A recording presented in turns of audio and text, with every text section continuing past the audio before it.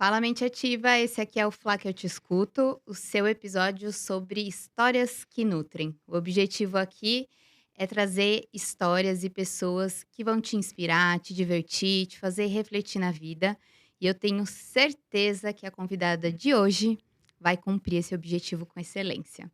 Eu sou a Flás Gavioli, eu sou nutricionista com foco em neurociência e comportamento, mas esse episódio não é sobre saúde unicamente, mas a gente acaba abordando também desse assunto. Bom, vamos aqui para a minha convidada especialíssima, que eu não vou arriscar falar o sobrenome dela, desculpa. Hoje eu estou aqui com a Rebeca Gerhard, Gerhard. pode ser. Eu cada Nossa, hora falo de um jeito. que chique. Da onde que vem esse Ah, sobrenome? é alemão, mas, Hum, né, cara de alemã, você tá vendo, né. hum. Bom, seja bem-vinda. Obrigada, Flávia. Obrigada por estar aqui, pelo seu tempo. É um prazer te receber. Obrigada pelo convite, uma delícia conversar um pouquinho, né. Então espero que eu consiga ajudar a galera aí a refletir um pouquinho sobre a vida, adoro. Com certeza. Aqui a ideia é ser um bate-papo leve mesmo, a gente conhecer um pouquinho a Rebeca mesmo, né, porque muitas vezes a gente vai em podcast, Instagram, acaba falando bastante da profissão, que também é importante, faz parte da nossa vida, mas o objetivo aqui é a gente cursar em outras áreas também da sua vida. Pode ser? Pode, ótimo, adoro. Então bora lá, vou começar com uma pergunta um pouquinho diferente. Tá. Quem é Rebeca, sem dizer o que você faz? Nossa, difícil, né.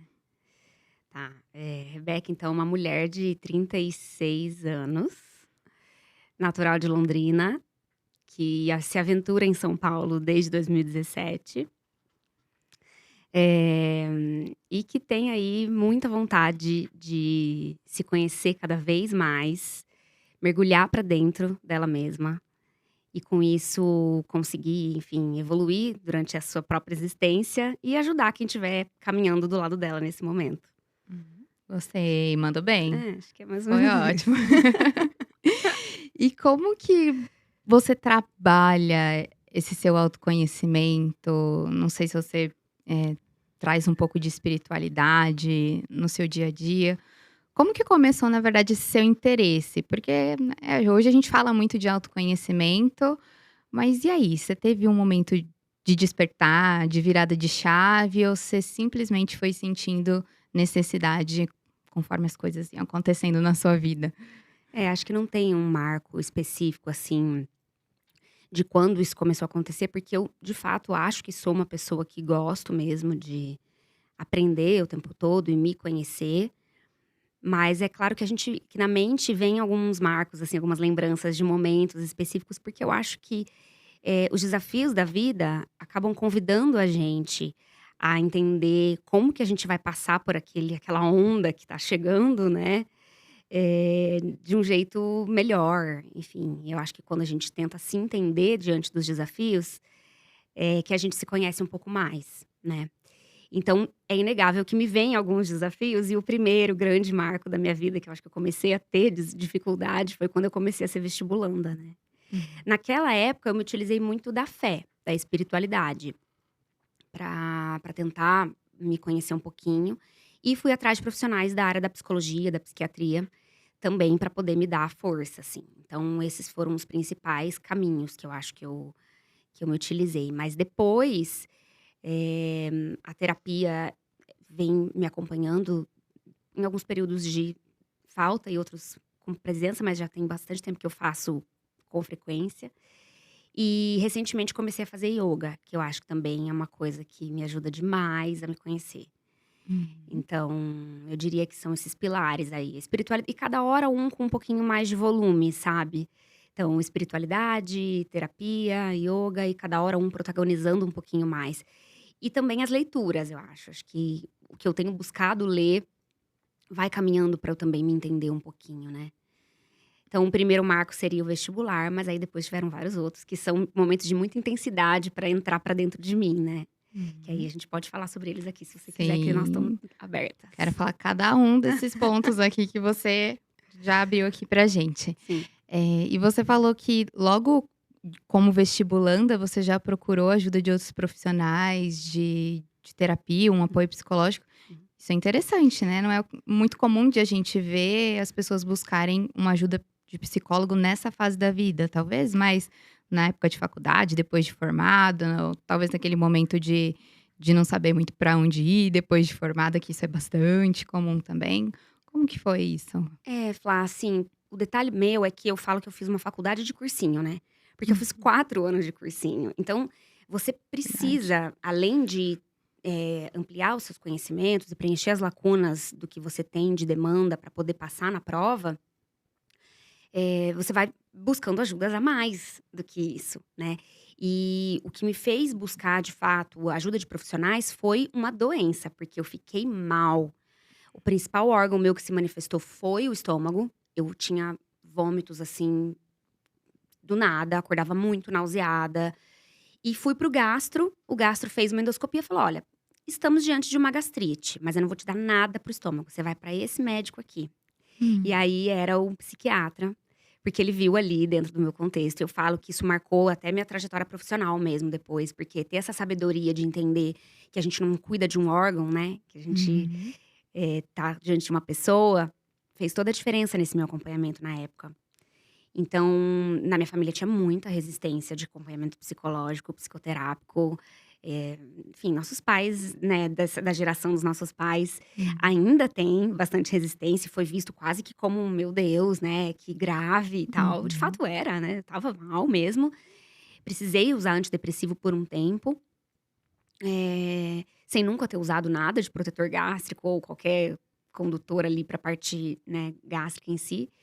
E melhorei muito, né, consegui ter força para seguir fazendo o que precisava ser feito, que era estudar e fazer as provas. Mas eu estava Uhum. sem estrutura emocional, mental, espiritual, né. E aí foram essas buscas que foram me ajudando, sabe. Uhum. E nesse período, como você conseguia cuidar da sua saúde em outros aspectos de atividade física, de alimentação, de ter uma rotina de sono? Porque a gente sabe que isso acaba colocando mais lenha na fogueira. Total, assim, faltavam profissionais como você, por exemplo, pra gente acompanhar e ver o quanto que às vezes o caminho que a gente faz é exatamente o oposto do que deveria ser feito pra dar estrutura pra gente, né. Eu sempre fiz atividade física, minha atividade física da vida foi o balé.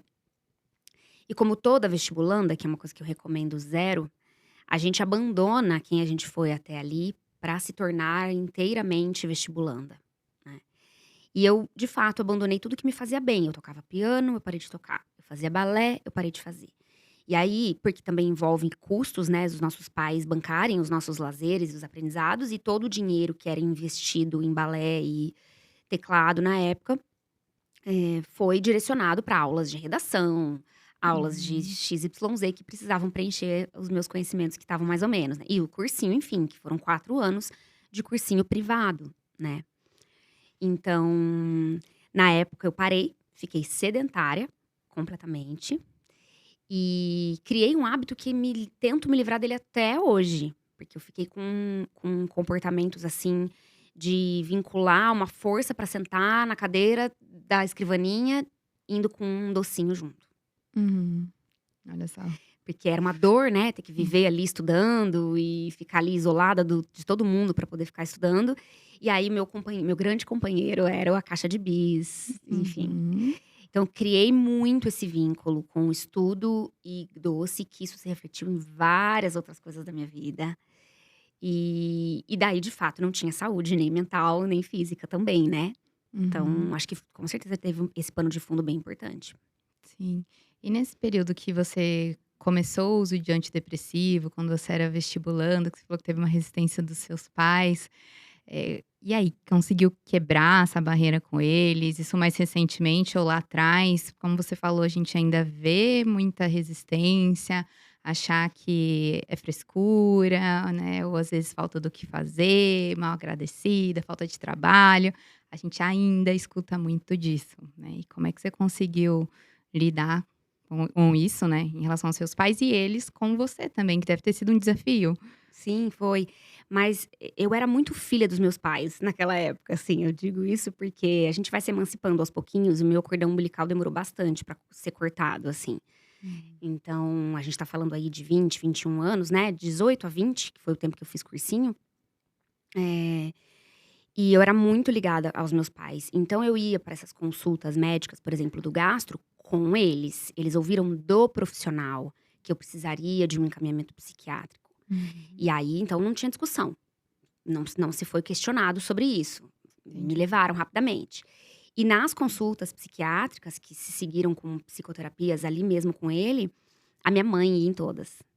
Ele me perguntou na época se eu queria, e eu não queria ir sozinha. Olha que absurdo, né? Hoje em dia eu faria completamente diferente, mas acho que foi importante pra mim e pra minha mãe. Minha mãe fala muito isso, assim. Foi importante pra mim, porque minha mãe nunca fez terapia, depois dali também nunca fez mais.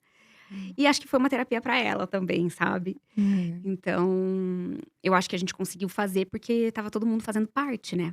E uma vestibulando em casa, a família inteira faz vestibular com você. E diante de dor, desafio e vontade de melhorar de saúde, de passar de fato na prova, acho que pai e mãe se passa por cima de tudo que acredita ou que tem preconceito e investe. Meus pais foram assim, né, maravilhosos. Então, foi desse jeito que a gente passou por cima desses preconceitozinhos aí. Uhum. Que bom. Você É. teve uma assistência legal, né. Tem muita gente que eu recebo bastante, né, falando: "Ah, eu tento estudar, meu pai, minha mãe que atrapalha, entra no quarto, isso, aquilo". É difícil, mas a gente tem que saber separar um pouquinho, né, ver o esforço que eles fazem, que é diferente para eles, E eles têm né. vontade de pegar e fazer pra gente, né. Uhum, Então, a maneira deles, cada um tem a sua, né, de ir lá e tentar fazer por nós, pra ajudar. Então, sim. não, meus pais foram ótimos nisso tudo, não posso Uhum. reclamar não, graças a Deus. Achei interessante isso que você falou de eu era muito filha dos meus pais, né. Isso, claro, muda de pessoa para pessoa, momento de vida, mas por que você considera que você cortou esse cordão umbilical tarde? Porque eu acho que, eu todo o meu pano de fundo das minhas escolhas na época eram muito voltados pra estar perto deles. Hum. Tanto que um dos critérios, eu acho, que me fizeram demorar pra passar no vestibular, eh, era o meu desespero de sair de Londrina, assim, eu queria estar ali. Porque eu sabia que eu estava se eu ficasse em Londrina, eu faria uma universidade muito boa, e de quebra estaria ali ainda conectada com eles, né. Eu acho que essa conexão, né, e o cordão umbilical que ficou por muito tempo, veio por mim e por eles, né. Primeira filha, e eu sempre quis corresponder muito às expectativas deles mesmos, e isso é uma mão na roda para pai e mãe, né, que vê que o filho tá Uhum. querendo ser aquilo que eles querem. Então, Sim. eu acho que com os namoros, com essas coisas, assim, de relacionamento, é que daí eu fui me desconectando um pouquinho, mas demorei muito. Uhum. Assim, olho com carinho pra isso, só é uma constatação, né, não é quando eu falo pra minha mãe, às vezes, que eu constato algumas coisas, ela tem hora que fica querendo, resolver esse problema. Não é um problema, é só uma constatação de e ela vai ouvir, né, com certeza esse Aham. episódio, que ela é a primeira a ouvir. Hum. Então tá tudo certo, tá, dona Vera, tá tudo bem. Ela é sua fã, te acompanha Ela é, tudo. É super, muito legal ver isso das nossas mães. muito. Minha mãe também, falando: "Mãe, não sei como que você aguenta ver tanta live minha. Exato. Já tá sabendo tudo de cor e salteado". Uhum, Mas é muito muito fofas. legal, é um É. apoio, né, Uhum, muito bom. sim, E aí, no fim, você acabou ficando em Londrina, fez faculdade lá foi na UEL, né? isso. Uhum, É, eu passei em 2017 que eu comecei, eu acho que a faculdade 2007, né, que eu comecei a faculdade, lá na UEL. E aí fiz a prova de residência também só lá em Londrina, fiz então faculdade e residência médica lá na Universidade Estadual de Londrina, que é a hum, UEL. tá. E como é que foi o seu como que você decidiu prestar medicina e depois como que você caminhou para ginecologia e obstetrícia, agora só ginecologia, como que foi esse início? Desde a decisão mesmo como médica, tem algum médico na sua família, alguém que te inspirou?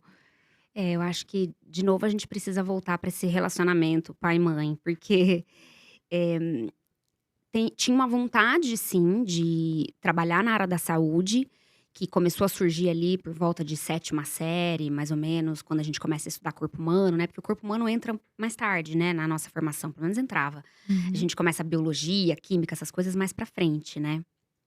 E e aí me despertou um interesse, assim, nossa que legal conhecer a gente por dentro, né, então isso foi meu.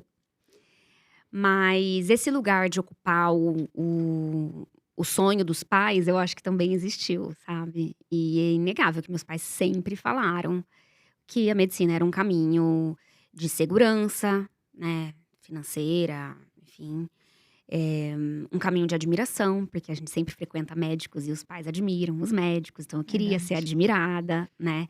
E eu passava por profissionais, então acompanhei sempre com o endocrinologista para ver a questão de crescimento e tudo mais. Eh, eu admirava muito, o pediatra também, eu passei por profissionais que me acompanharam de saúde também que eu admirava pra caramba. E eu via dos meus pais também essa admiração, então acho que misturou, assim, essa vontade de querer. E aí, quando começa a ser mais eu mesmo na história, eu acho que é em relação a esse ao que se estuda e ao desafio. Eu acho que o vestibular mais difícil pra passar, eu queria isso. Uhum. Eu nem sei se eu queria ser médica naquela época, de fato. Acho que eu queria passar no vestibular, Uhum. sabe. Mas eu acho que eu queria mesmo, porque se fosse só uma vontade de passar no vestibular, seria muito difícil me sustentar por 4 anos tentando. Uhum. Quando eu ficava forte pra seguir tentando, era quando eu ouvia os meus colegas que já tinham passado na minha frente e o que eles estavam estudando na faculdade, eles vinham me contar. Isso me dava muita força. Todas as vezes que eu falava com esses amigos, eu falava: "É isso que eu quero estudar". Então eu seguia forte. E quando eu via os profissionais mesmo de saúde, o próprio doutor Luiz Lupe, que é o psiquiatra que me acompanhou durante um tempo, admirava muito. Então, isso me dava muita força pra seguir, né. E aí a gente faz vestibular pra medicina, jamais imaginando o que que a gente vai querer ser, né, de fato, porque a medicina é muito ampla. Uhum. Nossa, E imagino. Se a nutrição já é exato. que é uma areazinha só. Sim, eu me pegava me apaixonando por várias coisas. E aos poucos eu fui aprendendo que uma coisa é gostar de estudar determinado assunto, a outra coisa é gostar do paciente com aquela dor, né.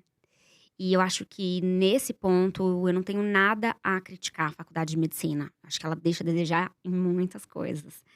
Mas eu acho que para entender com o que de fato você trabalha, fica muito claro. Porque a gente passa no internato, né. E o internato da UEL, ele inclusive recebe muito destaque dentre as faculdades de medicina, porque isso era um sonho meu também, porque eu sabia que eu ia passar por um internato de grandes imersões. E de fato foi, assim. E eu decidi que eu queria ser ginecologista e obstetra no internato médico, porque atender mulheres me brilhava os olhos. E quando elas estavam no período gravídico puerperal, mais ainda. E a gente tem a oportunidade de passar por maternidades e já brincar de fazer parto, né, a gente acha que a gente tá fazendo, mas É. depois quando você olha retrospectivamente, você vê que você não fez muita coisa, mas Hum. nem precisa muita coisa quando o parto é muito natural, né. Eh, mas a obstetrícia me convidou pra GO, assim, Que foi interessante. No exato, início foi ao foi, contrário. É. exato. E foi um dilema, porque olhar pra rotina de um obstetra, não era muito o que eu queria pra mim, mas por exclusão e por realmente brilhar os meus olhos de atender mulheres e mulheres gestantes. Na época do internato, falei: "Gente, eu não gosto de outra coisa", assim, eu passava pela UTI, tinha gestante internada, era só o que eu queria ver. Se tinha exame ginecológico de pacientes na ala de queimados, eu amava. Lugares desafiadores, onde eu poderia querer ter acesso a várias outras especialidades, né. Uhum. Era exatamente esse contexto feminino que me atraía, assim, foi fácil escolher GO, foi muito fácil. E você sempre teve essa facilidade, uma ligação de saber conversar com mulheres, ter um jeito. Você acha que isso foi desenvolvendo com a sua profissão? Eu acho que foi desenvolvendo, assim, eu sempre gostei de me comunicar, mas sempre, assim, me posicionei num lugar de interesse pela vida do outro, sempre minhas amigas, você pode perguntar pra todas que conversas comigo são sempre filosofias de vida, então eu sempre fui essa pessoa. Mas querer entender e de fato cuidar de uma mulher, em tudo que envolve a vida dela, e agora mais ainda que vai além do período gravídico puerperal, foi uma coisa que eu fui me descobrindo, sabendo fazer, assim. E eu acho que pra mim fica fácil, porque eu sou mulher, e aí a vida foi me dando tudo o que é do feminino pra eu viver. E aí Uhum. a faculdade, somada à faculdade da vida, foi me moldando, sabe.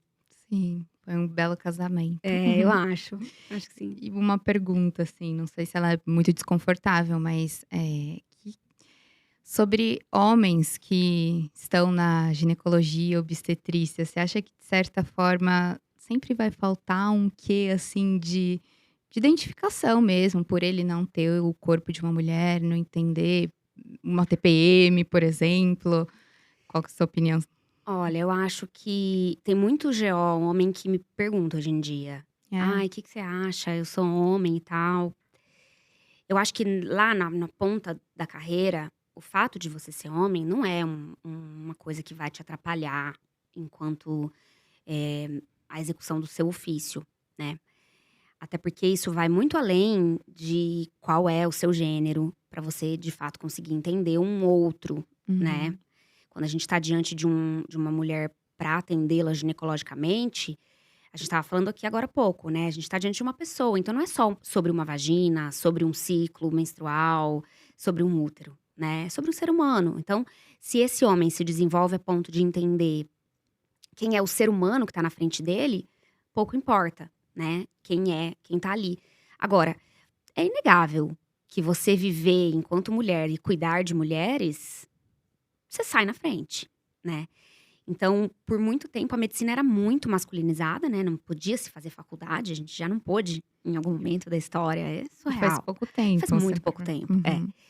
E então, as mulheres que puderam inicialmente entrar na medicina e que se tornaram GOs, foram até, pouco representativas para nós, assim, porque inicialmente teve um período em que as mulheres precisavam ser muito fortes, de um jeito muito agressivo.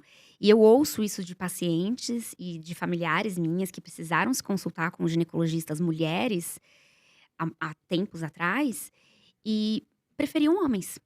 Uhum. Porque eu acho que o homem não precisava, né, brigar tanto para o espaço, enfim, e ele, enfim, conseguia acolher mais do que talvez uma mulher ginecologista. Hoje, como a gente já tem essa coisa mais funcionante, né, na Uhum. nossa sociedade, eu acho que o fato de sermos mulheres pode contribuir muito. Uhum. Eh, Agora a gente não pode usar a nossa história também como norte para tudo, porque se eu sou uma pessoa que vou muito bem no ginecologista enquanto mulher, pessoa física, eu não vou entender aquela mulher que sofre de ir ao ginecologista. Então a minha história não é tudo, né, então Uhum. por isso que é relativo a gente usar a nossa existência feminina como um critério positivo. Mas eu defendo que mulheres entrem na GO sim, porque quando a gente vai falar da urologia, que é a especialidade que cuida dos homens, é muito raro você ver uma mulher, né. Sim, sim. Por vários critérios, aí é bem profundo a gente entrar nisso, mas eu acho que tá também num lugar de: "Poxa, eu sei do que eu tô vendo, do que eu tô cuidando", né. Então por que não a gineco também não ser comandada pelas mulheres? E tem sido, as residências médicas têm cada vez mais sendo protagonizadas pelas mulheres, e eu acho isso maravilhoso. Eu também, não posso negar. É. É legal ver mulheres tomando frente, espaço, Uhum. com cargos e carreiras bem estruturadas. A gente fica bem feliz, né. Não quer dizer que homem ou mulher tem que estar um acima do outro, igualdade, mas é legal, né. A gente tem Uhum. um orgulho, assim, de ver mulheres passando mensagem. Seu trabalho é muito legal, né. No Instagram a gente vê que conecta, tem muita gente que se abre. É uma forma muito interessante de dar uma proximidade, acho que principalmente para sua área, né, e assim, de ginecologia, as pessoas às vezes têm muito receio, timidez, que acontece demais, né, então Uhum. seu trabalho é muito bom, Ai, obrigada, imagina. obrigada. E eu estava até vendo uns destaques seus recentemente, falando sobre sexualidade, masturbação. Chega gente para tratar desse assunto com você? Ou ainda é algo que você que tem que conversar no consultório com as mulheres? Você sente bastante trava ainda? Como que é pra você como ginecologista? É, isso é uma coisa, assim, que até vale eu voltar para falar que, quando eu me tornei médica e quando eu me tornei ginecologista, eu não imaginava que abordar o tema da sexualidade fosse fazer tanto parte do meu consultório. Eu fui descobrir isso no último ano da residência médica Uhum. e muito mais depois quando eu vim aqui para São Paulo. E eu tive o privilégio de estar fazendo a minha carreira com a internet, né. Então, como eu falo, você mesma falou, viu, nos destaques. Uhum. Como eu falo muito na internet, a mulher que marca consulta comigo, ela passa muito pelo namoro virtual antes de fato agendar e se tornar uma paciente minha. Então ela já sabe que eu sou voz para esse tema, né. E isso é muito fácil de ser falado ali. Acho que quase todas vêm com essa vontade. Eu nunca falei num ginecologista sobre esse lado da minha vida. Então, esse é um tema que vem natural de muitas, mas de fato eu vejo várias quase que falando: "Ai, nem vou lá, porque senão ela vai perguntar se eu me masturbo", Uhum. né. Tem gente que também gosta do que eu consigo oferecer, mas não quer passar por esse assunto, Sim. né. E eu tento sempre ter sabedoria de não forçar a barra com ninguém, né, de só saber que ali pode ser um espaço pra gente conversar. Então, existe sim ainda uma limitação e um certo comprometimento de algumas mulheres de não quererem acessar esse tema, de eu querer passar, dar uma convidada a entrar e sentir resistência ou já pelo feeling nem querer abordar. Mas não é a maioria. Mas o meu consultório eu acho que ele é enviesado.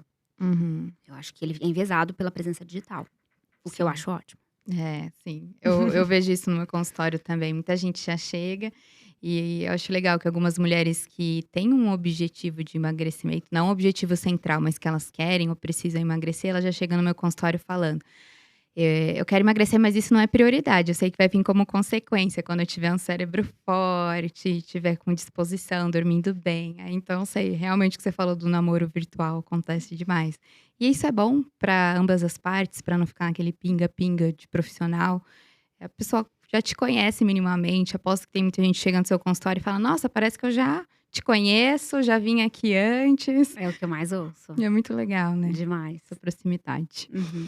E na própria ginecologia, faculdade, vocês têm assuntos sobre isso, matérias que abordam sexualidade mesmo, parte de masturbação, que vai um pouquinho além só do que eu até também já escutei você falar de tratar a mulher como um corpo capaz de reproduzir, né, que a mulher Uhum. tem tantas outras coisas para serem abordadas.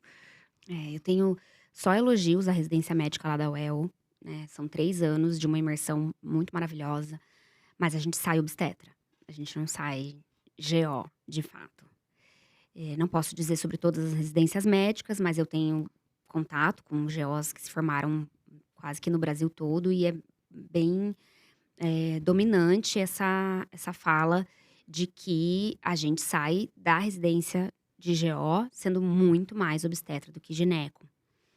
Eu conto nos dedos o tamanho as vezes em que eu vi um útero não pós-parto, sabe, durante a residência, isso dizendo cirurgicamente, né, porque a GO é uma área cirúrgica. Então, a gente tá sempre pensando na parte reprodutiva demais ao longo da nossa formação. Mas durante o R3, que é o último ano da residência lá na UEL, a gente pode passear por qualquer lugar que a gente quiser para fazer um estágio optativo e ficar um mês conhecendo algum outro serviço. Então esse foi o lugar onde eu comecei a conhecer outras coisas. E eu vim para São Paulo nessa época. E aí fiquei um mês aqui em São Paulo, na Escola Paulista, e passei pelo ambulatório de ginecologia endócrina. É ginecologia endócrina e climatério, o nome do ambulatório. E nesse ambulatório eles fazem o foco não é, engravidar uma mulher, é ajudar ela a não engravidar da melhor forma possível, é ajudar ela na questão menstrual da melhor forma possível, ajudar na transição para menopausa também com qualidade, e tem um braço lá dentro de disfunções sexuais femininas, onde a gente acompanha o grupo Afrodite, que é um trabalho que elas fazem em conjunto com a psicologia, fisioterapia e tem psiquiatra também. Então, um trabalho multiprofissional, onde as mulheres, através do Sistema Único de Saúde mesmo, começam a ser acompanhadas, por eventuais disfunções voltadas para o universo da sexualidade. E aí foi ali que eu falei: "Nossa". Olha só. Primeiro, existem disfunções sexuais femininas? Nem sabia. E segundo que, nossa, quanta coisa dá pra gente aprender. E aí essa época, assim, a gente tá falando então de 2016, que foi quando eu vim pra cá, eh, acontece em paralelo descobertas profissionais, né, onde eu descubro que, nossa, acho que eu não vou precisar ser a obstetra que eu imaginei. E descobertas pessoais também, porque para eu conseguir ajudar uma mulher em toda essa questão da sexualidade, especificamente, que é o que a gente tá falando aqui, precisa existir a minha, né. Eu acho que é muito, eh, paradoxal você falar de cérebro saudável, com Uhum. intestino maravilhoso, comendo bem, se você não é essa pessoa, né. Não só pelo que você representa enquanto, né, o físico e essa saúde, mas porque é incoerente você não ser essa pessoa, né, só daqui pra fora, não faz sentido, e com a sexualidade não é diferente. Uhum. Então existiu uma descoberta da minha própria sexualidade na época, né, também. Eu na época era casada, então isso me ajudou muito, porque eu acho que quando a gente tá num relacionamento estável, isso mais ajuda do que atrapalha, se você tem diálogo, comunicação, né. Então e dentro dessa minha relação tinha muita abertura pra se falar sobre isso. Eu acho que foi um pano de fundo maravilhoso. Por exemplo, se eu fosse filha dos meus pais, Uhum. não seria tão fácil viver tudo que eu vivi, sabe. Então acho que isso foi um combo bem legal, assim, de eu conseguir explorar, Que legal. eh, e querer ajudar, né. Querer ajudar dentro do meu consultório depois. Uhum. E você experienciar isso, como Sim. você falou, muito, muito importante, porque uma coisa é a teoria, Uhum. e acho que a maior dificuldade, pelo menos eu vejo como nutricionista, não sei se para você médica é a mesma coisa, mas a teoria ela é relativamente fácil depois que você aprende com muito estudo, dedicação, é claro. Uhum. Mas o principal desafio é fazer essa pessoa seguir o que você propôs ali, porque talvez ela tenha várias amarras, né, pode ser questão de relacionamento, espiritualidade, Uhum. N coisas aqui que a gente poderia Uhum. pincelar, mas a dificuldade maior é, então, fazer ela colocar em prática e sentiu dificuldade ali no meio do caminho, por que será, como fazer, aí É. que entra o desafio e Uhum. acho que a importância de nós mesmos como profissionais já termos passado por isso. Total, total, assim, seguir ali, eu falo, a gente não vai mudar de um dia para o outro, né, o que a gente tá aqui desconfortável. E entender também, né, Flá, que assim, como eu disse, eu fazia um ambulatório de disfunções sexuais femininas, você imagina assim, eram mulheres, por exemplo, tentando engravidar dentro de um relacionamento, mas que elas nunca tinham tido penetração com esse parceiro. Então elas não conseguiam engravidar, porque não existia penetração. Uhum, Então, é ajudar essa mulher a conseguir relaxar a musculatura vaginal, liberar 1000 coisas pra conseguir chegar nesse caminho. Então, eu tô falando de um exemplo, pra dizer que às vezes no seu consultório é só uma coisinha, né. Igual na faculdade de medicina a gente aprende a entubar um paciente, mas não sai sabendo tratar tosse, a gente sai de um ambulatório de disfunções sexuais femininas com esse grau de comprometimento vaginal, mas na verdade a gente vai ajudar o que a tua amiga tá falando no dia que ela tá tomando um vinho, entendeu? uhum, Então, ter essa sabedoria de também não achar que só o grave merece ajuda, e pegar o comecinho de alguns sinais para também ajudar, eu acho que essa é a grande sabedoria, né. Agora, comunicar sobre isso nem sempre foi fácil. Se a gente vai lá pra minha história também de como se desenvolveu a minha sexualidade, é outra pessoa, uhum, né. E falar disso na internet também, meu Deus. uhum. Então É outro passo. Uhum, tem todo um trabalho meu em paralelo também, uhum. né. E quem tá com dificuldade e sente que precisa desenvolver a sexualidade, pra onde que ela pode começar, assim? Você tinha um parceiro na Uhum, época que tinha muita abertura uhum, e que te facilitou isso, mas uhum. muito pode ter partido de você. Sim. Como, né, assim, que se quem quiser aprender um pouco mais sobre isso, ter uma orientação profissional, pra onde ela vai? Quem é a pessoa que ela busca? Uhum. Eu vou puxar a sardinha para o meu lado, porque eu acho que, o ginecologista vai ser um norte para te direcionar, para ver se de repente o seu caso é dali mesmo, né, uma coisa orgânica que a gente precisa cuidar, se é algo mental, e aí a gente vai pedir ajuda para psicóloga, se tem alguma coisa local que precisa de sensibilizar, e aí a fisiopélvica vem e trabalha bem, se necessita de medicações. Então eu acho que o ginecologista tem essa função de ir jogando a bola, né. Mas eu diria que hoje tá muito mais fácil e a gente, na verdade, vai começar na internet. Por isso que eu acho importante a gente estar lá. Porque é muito triste eu fazer essa recomendação e uma mulher chegar num consultório ginecológico e essa mulher, GO, não conseguir abordar esse tema com ela, né. A gente Uhum, tá falando aqui que a formação da ginecologia e obstetrícia não forma profissionais de sexualidade, então não vai ser toda profissional GO que vai conseguir conduzir. Da mesma maneira que as psicólogas também não conseguem, as físios às vezes também não conseguem, se não tem um trabalho voltado específico pra formação dentro da sexualidade, você não vai conseguir. Então vai ser a internet que vai mostrar pra você quem são esses profissionais que estão focados nesse trabalho, e aí você vai pedir ajuda. Eu diria quase que vai primeiro pra internet, depois vai para o profissional, mas aí dentro de um consultório ginecológico, se essa GO, de repente, não trabalha com sexualidade, hoje, pelo menos, ela já sabe que tem gente que trabalha, então ela direciona pra uhum, uma outra GO que faz sexualidade, e aí ela faz esse braço de pedir ajuda, né. uhum. Então, a gente tem que passar em consulta ginecológica mesmo, enquanto mulher, né. Você não vai precisar fazer nada de muito diferente, você vai fazer o que você sempre faz, de ir, né, a gente espera que as mulheres estejam indo. Uhum. Então, nesse lugar você traz esse assunto, e aí vai da sabedoria do profissional de encaminhar ou de trabalhar ali mesmo, né. Hum. E sobre você falou da internet, que é importante estarmos na internet justamente por conta disso. A gente sabe que é um lugar de conhecimento e que a gente pode ajudar muito, no mínimo, a direcionar, né. Uhum. Você sempre foi aberta com a internet? Você teve um pouco de receio de começar o seu trabalho na internet? Não sei se você tinha, às vezes, algum pensamento de: "Ai, será? Medicina na internet, no Instagram, que é uma rede social", ou foi sempre tranquilo pra você? Não, foi um dilemão, Dilemão. super dilema. Eh, eu sempre assisti médicos dentro da internet desde que começou a ser possível essa presença digital, né, para os profissionais de saúde. E como, consumidora de conteúdo digital, eu era ótima.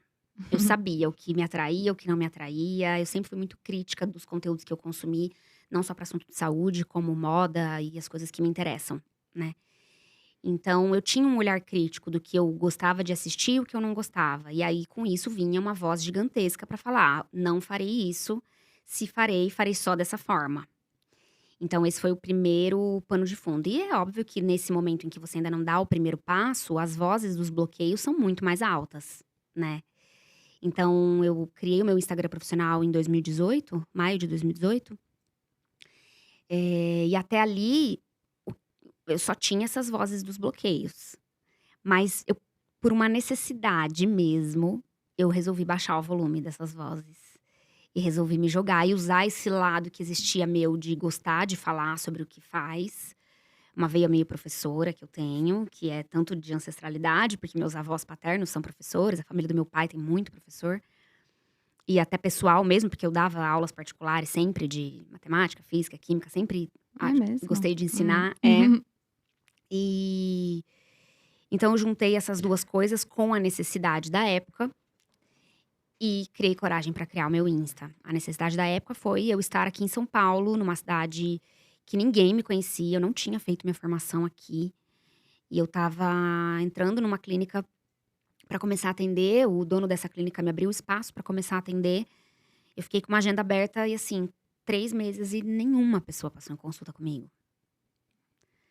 Então eu falei: "Gente, eu preciso fazer alguma coisa". Uhum. E aí esse preconceito todo sobre marketing médico, né, vinha muito grande dentro de mim também. Mas apesar da gente não aprender na nossa formação, e aí eu vou destacar o defeito da faculdade de medicina, marketing médico sempre existiu, né. Um médico entrar para atender num convênio, ele tá fazendo o quê? Ele tá falando: "Ó, eu sou mais um aqui que atende no convênio". Isso é marketing, né, que tem muito preconceito em cima disso, mas é Uhum. verdade, ele consegue pacientes porque ele tá cadastrado no convênio, e a trajetória de uma mulher que busca um médico por um convênio é: "Vou para o convênio, acho nomes, me simpatizo, vou". E Uhum. aí, até o próprio indicar de mulheres que passaram em consulta e falam: "Ó, vai lá no meu médico", isso também é marketing. Boca a boca Uhum. também é marketing. Ir num programa de televisão, falar sobre saúde, colocar seu nome numa revista de saúde, sempre existiu. Isso é marketing médico. Só que dentro dessas possibilidades de marketing médico, eu não queria fazer nenhuma dessas. Nada a ver comigo. A paciente que eu queria atender não estava ali. Isso eu tinha certeza. Que a mulher que eu queria atender era a minha amiga que toma vinho comigo. E que Uhum. quando eu estava tomando vinho com a minha amiga, ela estava: "Menina, fui numa dermato maravilhosa, olha o Insta dela". Uhum. E a primeira coisa que as pessoas fazem hoje em dia, em 2018, era assim e segue sendo assim em 2022. As pessoas queiram ou não, né? Instagram virou currículo. Está currículo, talvez não vá ser em algum momento, mas hoje ainda é. Então eu tinha que estar ali, né? E aí, juntando essa necessidade com as exclusões dos bloqueios e das outras possibilidades de marketing, eu falei, bom, eu vou me jogar aqui, né? Com Uhum. vergonha mesmo, mas eu vou. E como que você saiu de Londrina e veio para São Paulo, que aí você chegou meio sem conhecer ninguém, e aí surgiu uma oportunidade de trabalhar na clínica que você trabalha hoje ainda? Uhum, Como que foi essa transição? Depois a gente já desenvolve a questão do Instagram. tá. Eu, como eu falei, vim fazer esse optativo de 1 mês no último ano da residência e fiquei picada pelo bichinho de São Paulo. Eu falei, eu vou voltar pra cá. E assim que eu terminei a residência, eu comecei a trabalhar num hospital numa cidadezinha ali perto de Londrina. E fiquei mais obstetra ainda. Só tinha parto no hospital. E pouquíssimos partos por mês. Então, assim, eu falo que eu tava emborrecendo, né? De você vem de uma residência que você aprende tudo, e aí vai pra uma cidade de 15 mil habitantes, que você encaminha os casos graves, né? Você não fica com os casos graves. Então, assim, Uhum. nada do que eu queria. E fazendo só obstetrícia. Então, eu sabia que eu queria vir pra São Paulo, mas eu não sabia quando. E aí, esse desconforto de ter assumido a gestão ali desse hospital, em Açaí, fez eu urgenciar a minha vinda. E aí, essa pós de ginecologia endócrina na Escola Paulista, ela acontece ainda, eu acho, em turmas semestrais. Então, no segundo semestre daí de 2017, quando eu tinha acabado de terminar a residência, eu prestei a prova e vim. E aí, na época, fazendo a pós-graduação, um dos chefes dessa pós era o Fernando, que é o dono da Nelvita, que é a clínica onde eu trabalho. E dentre os 9 pós-graduandos que tinham, ele olhou pra mim um dia, a gente sentado numa salinha de discussão de caso, e falou: Rebeca, o que você vai fazer ano que vem? Daí eu falei: ai, doctor, não sei, talvez eu vá estudar mais uma outra coisa aqui dentro da GO, que era uma outra área, porque talvez voltar pra Londrina, né? Porque Londrina falta tal. Daí ele falou: mas você não acha legal a reprodução humana? Você não se interessa por essa área? Acho que nada a ver você ir fazer PTGI, nada a ver com você. Aí eu falei: ah, é? Você acha? Eu falei: é. Ele, bom, se você tiver interesse em reprodução humana e quiser ficar em São Paulo, minha clínica na Bento de Andrade vai inaugurar ano que vem. Tem uma sala lá pra você começar a atender. Quem quer consultório tem que começar a fazer. Uau. E aí eu falei, gente, será que é verdade isso? Né? E fiquei com aquilo. E aí, a gente foi pra um congresso em fevereiro de 2018, daí do ano seguinte, quando tava acabando a pós. E eu voltei a falar com ele, eu falei, doutor Fernando, é verdade esse bilhete? Aí ele falou, a clínica vai atrasar um pouquinho pra inaugurar, mas agora em março a gente começa. Eu quero que você vá lá conhecer. Eu falei, tá bom. Nessa época eu fazia plantão, né? Eu entrei pra grupos de plantão porque eu conheci um pessoal naquela época que eu fiquei 1 mês aqui em São Paulo. E quando eu soube que eu vinha, eu mandei mensagem. Falei, galera, preciso de trabalho. Então, eu já tinha criado uns vínculos que me colocaram nos plantões. E fui bater na porta também de clínicas de medicina popular. Clínica popular, né? De ambulatórios, doutor consulta que eu ia. Uhum. Eu fui num doutor consulta e falei, vocês estão precisando de ginecologista? E aí, eu trabalhei lá também já logo desde o começo. Mas eu queria mesmo começar a fazer meu consultório, né? E aí, eu entrei, então, pra Nelvita em março de 2018. Mas eu tive a minha primeira paciente em junho. 1 semana depois que eu criei meu Instagram. Uhum. Aí que foi, você falou: "Opa, tem coisa aqui". Uhum, sim, E desde então é que o boca a boca, como você falou, também é um marketing, total. e o boca a boca ele acontece se você atende bem uma pessoa, né, Isso. Uhum. mas o Instagram realmente é o currículo, É a não tem vitrine, como. é o meu É. cartão de visita que eu tô passando sem eu tô aqui, né, falando com você agora e tem o meu cartão de visita lá sendo passado, compartilhado entre mulheres. E ele se faz por si, né, com os conteúdos que eu faço há 4 anos. Uhum. E você Então sempre teve essa identidade que você tem hoje no Instagram eu acho que você consegue mesclar muito legal a sua vida profissional, uhum, mostra a sua vida pessoal sem exageros, assim, acho que de uma forma cautelosa, mas que também faz a gente se sentir um pouco mais próxima. E mostra o lado das coisas que você gosta de fazer, leitura, piano, que eu quero saber tudo também, né.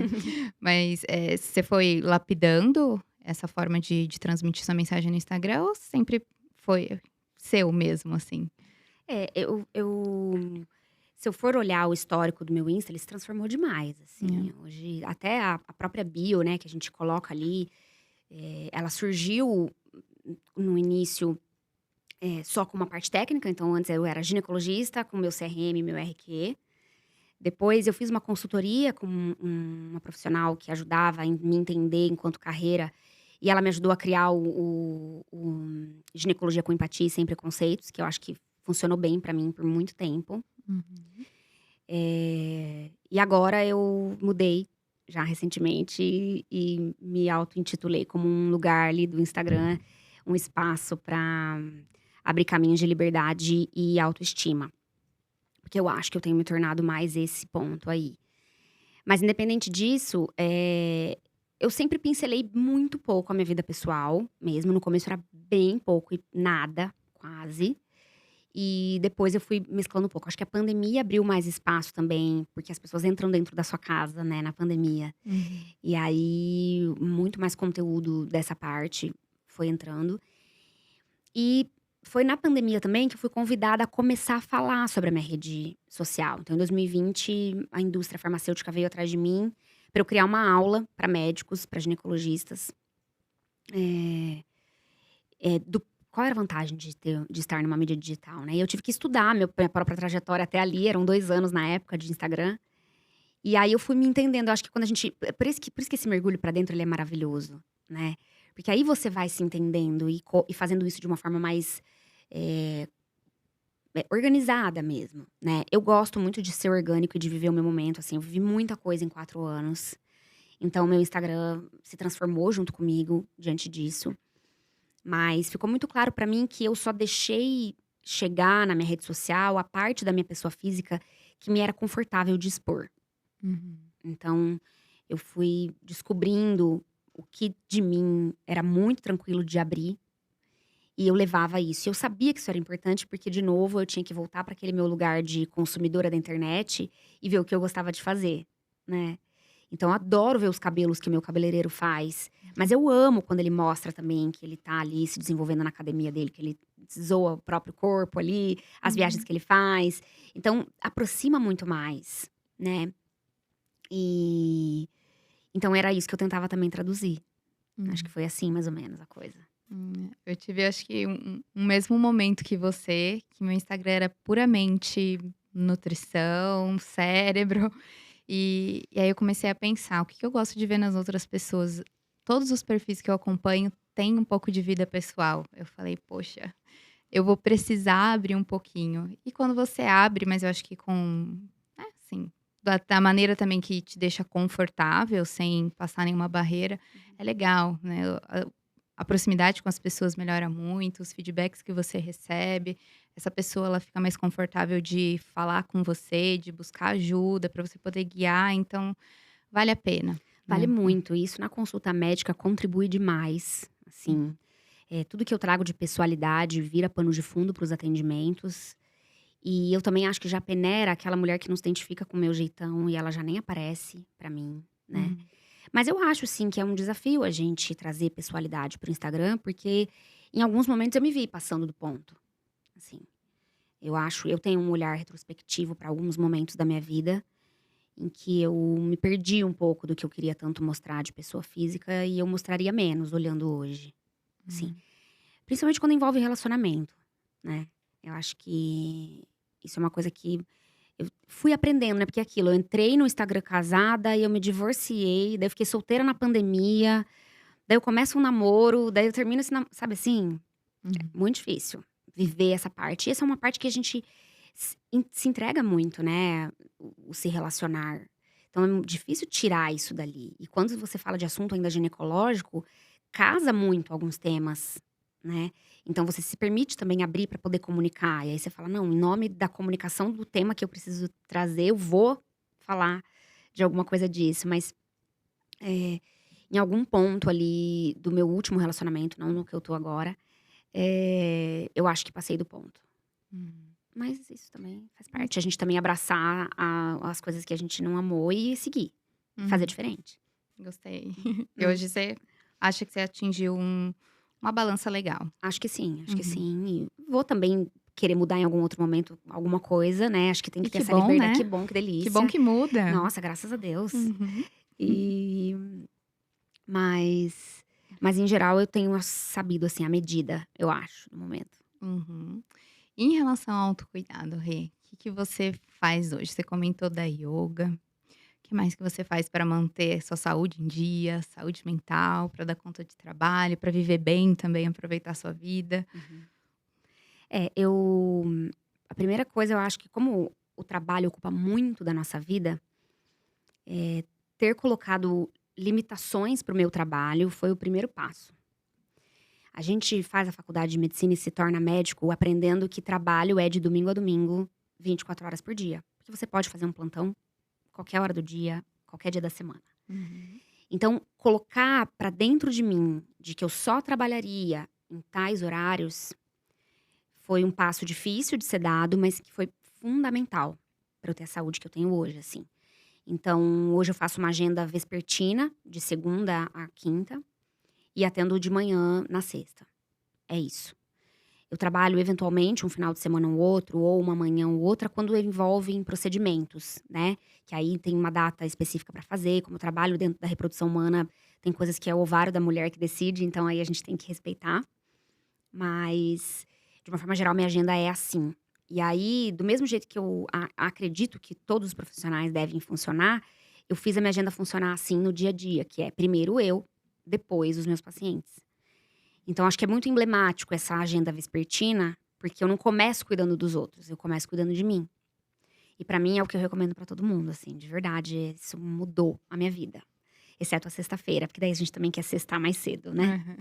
Então, eu me descobri na bike, assim, o spinning é uma atividade física que eu realmente sou feliz fazendo. Então acho que esse é um autocuidado que é muito maravilhoso.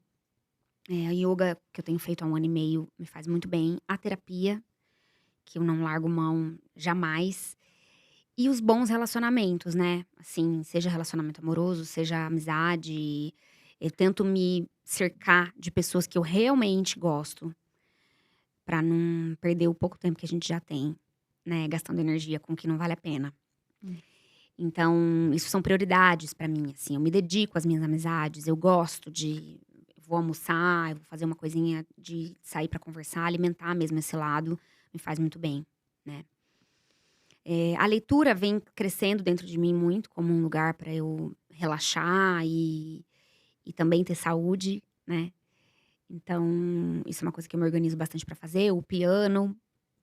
Então são coisas que eu coloco nessas minhas manhãs, né, Uhum. e que me ajudam bastante, assim, a seguir. Eu tenho muito para melhorar também. Por exemplo, a musculação é uma coisa que para mim ainda é um desafio, Você né. começou? Comecei, mas ela Ai, ainda muito tá caminhando bom. a passos bem humildes Daqui ali, a pouco bem vai. então a gente tem que ter, saber o que a gente ainda pode melhorar, mas eu já tô muito melhor do que eu já fui um dia, isso com certeza.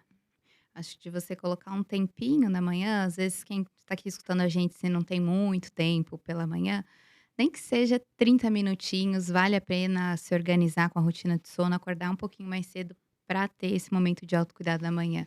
Com Seja para certeza. você acordar com um pouquinho mais de calma e não, né, naquela correria que é uma coisa para um dia improdutivo, ansiedade, aquela sensação de que chegou no dia, você fez um monte de coisa, mas você não tá satisfeita com o que você fez. Eu acho que começa muito com um dia, uma manhã de qualidade, né. Se você Com já certeza. acorda atrasado, é terrível. Sim. Então tentar organizar minimamente a rotina da manhã, tomar água, se puder se exercitar. Se não tem muito tempo, que seja uma caminhadinha de 10 minutos, tomar um café com calma, Uhum. faz bem demais, né. Nossa, demais, assim, realmente é um privilégio, né, poder fazer uma Sim. agenda com uma manhã mais longa, inclusive voltada pra mim, mas eu acho que tem espaço pra de repente acordar mais cedo, enfim, em alguns momentos quando eu, não consigo fazer a rotina de sempre, eu tento fazer isso e me ajuda muito. Quando eu não consigo fazer, nossa, eu vejo que valeria a pena ter acordado mais cedo, feito. Uhum. Isso fica muito claro. Muda o dia É, total. também. Você falou vários pontos aqui que eu tô na cabeça, quero perguntar de tudo ainda. Vixe Maria. Você falou da yoga, você falou do piano, você falou da leitura. Eu queria saber um pouquinho mais de cada um desses pontos. Inclusive, comprei um livro que você me recomendou, Qual? que é Rosa A Vermelha Rosa Mais Vermelha Desabrocha. Uhum. Ele é um livro diferente. Chegou a já folhear ele? É Em história em quadrinhos. quadrinhos. É. Eu já cheguei a folhear, não comecei a ler ainda, mas tá lá como indicação sua. Uhum. E vejo que você lê bastante. Você costuma ler mais o seu universo, mulheres, né? Não só o seu universo como ginecologista, mas também mulheres. Ou você também lê ficções? Você tem algum critério para selecionar os livros que você lê? Não, eu Hum. vou vendo o que me interessa, me chama atenção e leio. E eu tenho sido sugada por assuntos de maternidade, relacionamento, e não adianta, assim, por mais que eu queira ler outra coisa e eu vejo outro livro, eu falo: "Ai, não". E eu não sou muito da ficção, assim, eu gosto mais de livros de comportamento e tal. Então, eh, geralmente é esse o meu critério de escolha. Eu acho que eu tive muita vontade de começar a ler mais quando eu comecei a fazer o podcast Mulheridades, e eu precisava ter olhares que iam além do meu contexto, assim, né, a gente vive numa bolha, né. Então, acho que a leitura amplia o nosso olhar, para poder daí conversar com outras pessoas. Uhum. Então, foi um mecanismo que eu achei, assim, e que eu me vi gostando muito de fazer. Mas não tem grandes critérios, só que eu realmente, assim, minhas compras atuais de livros são todas voltadas para a questão da maternidade. Eu até tô me forçando, que agora terminei agora um recentíssimo, que foi Mães Arrependidas. E aí eu tenho vários outros lá de maternidade, e tem um outro que é de um tema nada a ver. Ai, mas eu não tô conseguindo pegar o do tema nada a ver, tô querendo Aham. pegar de mais um de maternidade. Uhum. Tá vendo? Vai É uma saber. veia forte É, aí. não adianta, não adianta. E o seu podcast Mulheridades? Quantos episódios já foram? Você parou por um tempo? Você pensa em retomar? É, o Mulheridade surgiu também o ano passado, e ele tem 13 episódios, onde eu converso com mulheres nos mais diversos contextos aí de maternidade, né. E a ideia ali é ser Rebeca também, não trazer a parte ginecológica. E a ideia veio de sugestões de amigas que me viam conversar profundamente, falando: "Rebeca, você precisa conversar para os outros ouvirem". E também das minhas conversas com as pacientes, assim, porque eu travava diálogos com algumas mulheres nas consultas que eu falava: "Gente, isso aqui tinha que estar sendo reverberado para mais gente ouvir", né. Que atendendo mulheres, a gente conhece mulheres incríveis, né, no consultório. Sim. Então, foi dessa ideia que surgiu e é muito gostoso de fazer. Só que eu, controladora que sou, e e como fiz desde o começo muito só eu tô muito sozinha nisso, e tá sendo muito trabalhoso ir atrás de mulheres pra fazer as conversas comigo, gravar, enfim, a energia de pensar em convidadas e de convidar e ter as recusas, eu não tô esse ano conseguindo, eu tenho outras prioridades. Então, é muito difícil pra mim interromper um projeto no meio, mas igual parar um livro que eu não gosto também no meio, eu tô me exercitando, se eu não gosto eu não fico insistindo. Tenho exercitado isso, e eu acho que Mulheridades está sendo esse exercício, assim. Eu tenho 13 episódios maravilhosos lá, que estão entregues, entendeu. Não organizei como uma temporada que se fechou, não. Eu gravei só um em 2022, e não sei quando eu vou voltar. Eu acho que eu vou voltar, porque é um espaço ali que Uhum. existe. Mas eu não consigo ter energia mental pra pensar nisso agora. E então volto em Hum. algum outro momento. Sim, talvez voltar só que sem um compromisso de, um episódio por semana, tantos por mês. Ser uma coisa É, mais fluida, conforme sua sim, agenda, seu momento, sua prioridade. sim. É que eu precisei Importante. falar que eu não vou fazer pra eu ficar em paz, porque já era fluido, já era assim, Uhum. não tinha uma É, uma tá, organização de ser quantos tá. por mês e tal, a frequência não estava estabelecida. Mas como era uma coisa que era pra ser feita, estava sempre aqui, sabe. Uhum. Então agora eu falei: "Não", e aí eu não penso mais sobre isso, Uhum. por hora. Por hora. E uma pergunta um pouco profunda, né. Hum. Eh, Você conversa com muitas mulheres no Mulheridades, tem episódios incríveis de vários contextos diferentes, de mulheres que decidiram ser mãe, outras que não decidiram, de repente a mulher que vira uma madrasta, é muito, muito interessante. E queria saber da sua visão como mulher, e trabalhando com mulheres, e se aprofundando cada vez mais nesse assunto, O que que você acha que tem levado as mulheres não desejarem a maternidade, assim? Assim, é o meu ponto de vista, assim, a minha visão parece que as mulheres têm deixado isso para depois, não é uma prioridade, ou muitas já decidiram que não querem ser mães. Por que que você acha que isso tá sendo diferente agora? Eu acho que são contextos dos mais diversos que levam a esse não maternar, né. Mas o principal é que a gente tem vivido atualmente na possibilidade de se pensar fora dessa caixa, de termos um útero e de poder gerar uma pessoa dentro da gente, assim. Por anos na nossa existência, não nos era não passava na nossa cabeça Hum, não fazer isso. Então quando abre um espaço para não, talvez você não precise ser, aí um monte de gente quer abraçar essa possibilidade também, né. Então eu acho que a gente vem num movimento recente, muito recente, de nos autorizarem a não precisar, isso socialmente mesmo, não que seja fácil, porque a uhum. sociedade ainda questiona muito a mulher que escolhe não ser mãe. Mas esse espaço tem recebido mais vozes, e aí as mulheres são mais convidadas a pensar sobre essa escolha. Sempre não, né? Não foi sempre que foi uma escolha ser mãe, mas eh, eu acho que na medida em que entra a pílula contraceptiva, né, em que a gente daí pode então fazer uma escolha. E aí a gente entra para o mercado de trabalho. E a gente também começa a conhecer mulheres que morreram muito bem, sem nunca terem se tornados mães, hoje a gente tem isso para assistir. A gente começa a ter outros modelos. Uhum. Então, antes não nos era apresentados outros modelos, e aí não tinha como a gente pensar diferente, né. E a gente querer ser outras coisas além da mulher que a gente é, também compromete a nossa capacidade reprodutiva, porque a gente pode, de fato, reproduzir num período muito curto da nossa vida. É muito pouco por tudo que a gente vive, Uhum. né.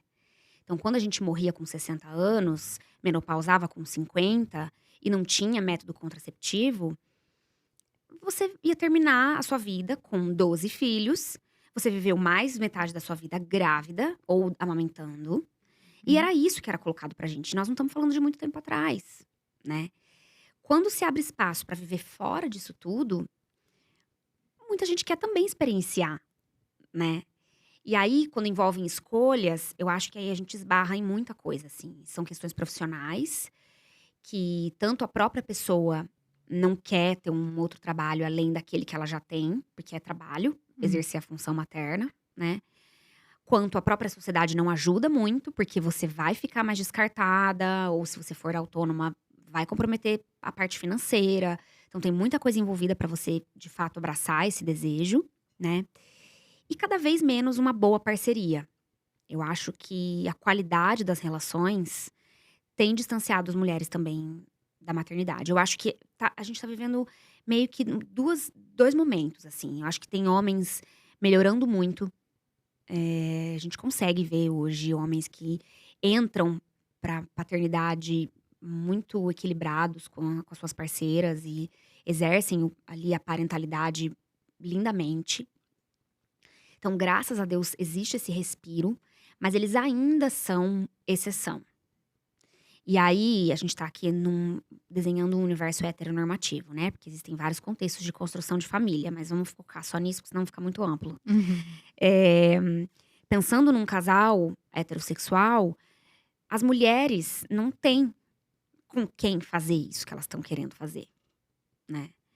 Com a parceria que se imagina como sendo, bacana pra se viver. E aí, entre eu perder tudo que eu conquistei da minha vida e, né, entrar pra esse universo da maternidade, o desejo começa a ficar menor, né.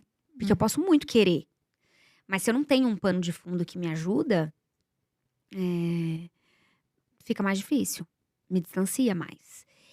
É muito o cenário que eu vejo, assim, no consultório, sabe. O que faz as mulheres adiarem é não encontrarem bons parceiros que dão coragem pra elas e que abraçam essa vontade da mesma forma, e as vidas profissionais que vão engolindo e também não se para pra pensar, sabe. Além disso, os próprios casais. Eu acho que daí, a gente vive uma coisa social aí que também vale questionar, né. Se espera muito o momento perfeito, o apartamento XYZ, o carro, Uhum. a poupança, eu tenho que ter dinheiro para quando meu filho tiver 20 anos, aí eu engravido. Então assim, muito controle, muito achando que se tem controle, né.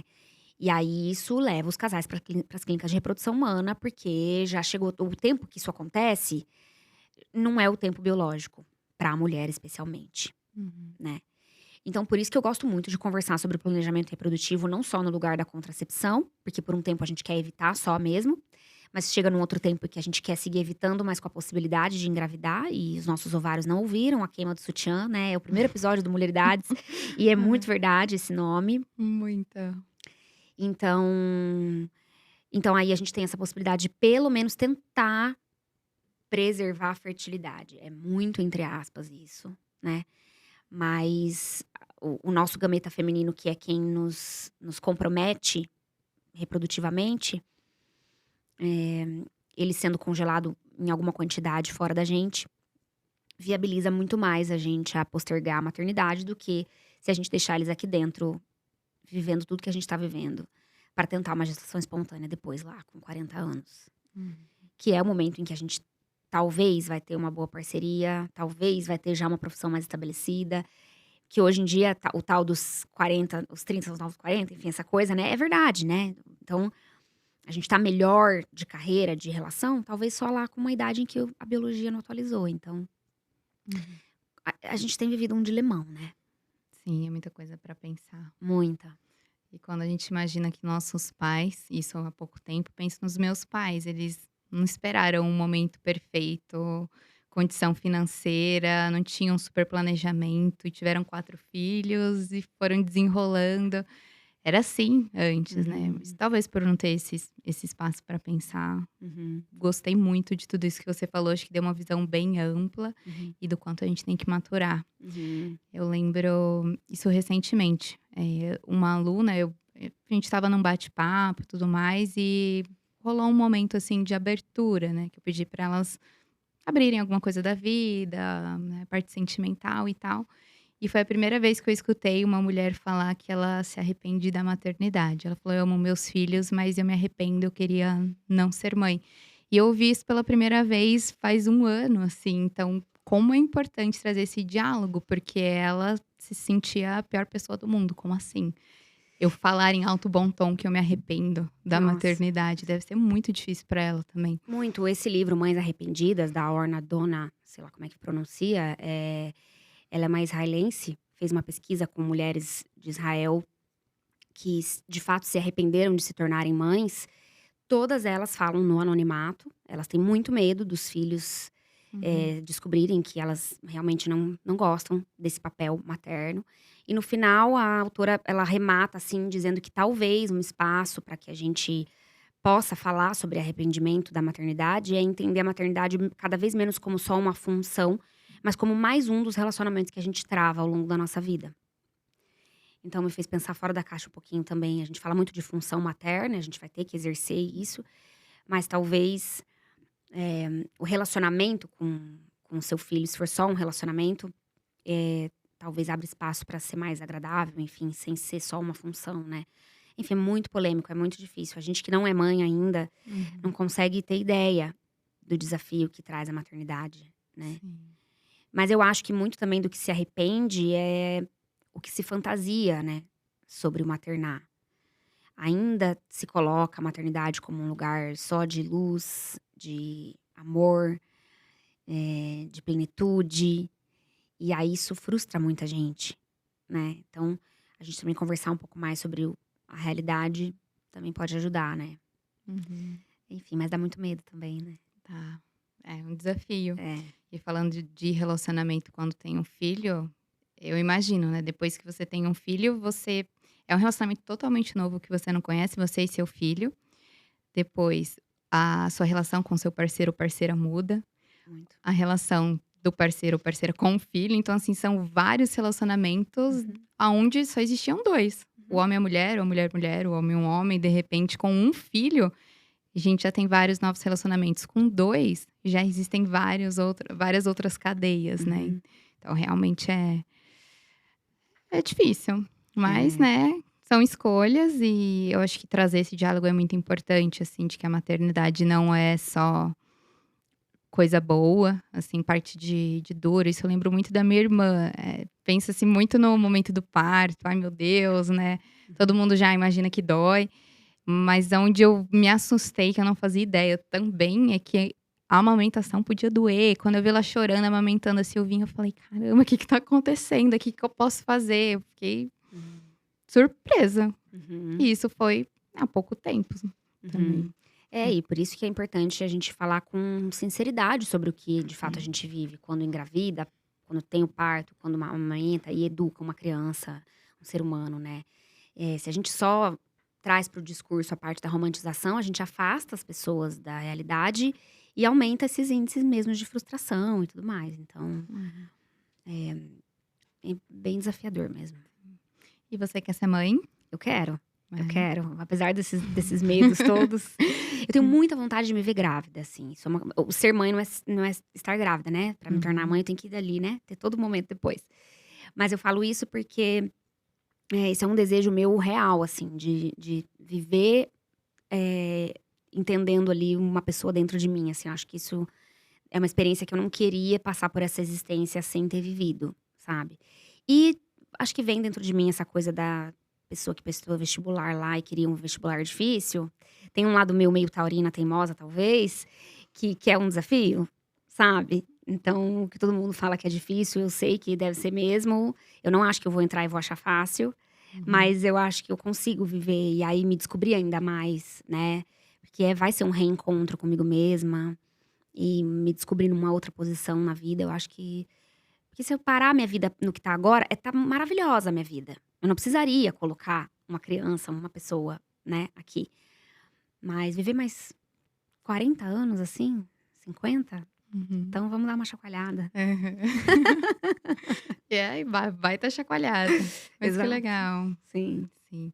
E você já congelou óvulos? Uhum. Uhum. Sim, quando eu tinha 34, eu fiz um ciclo pra congelar.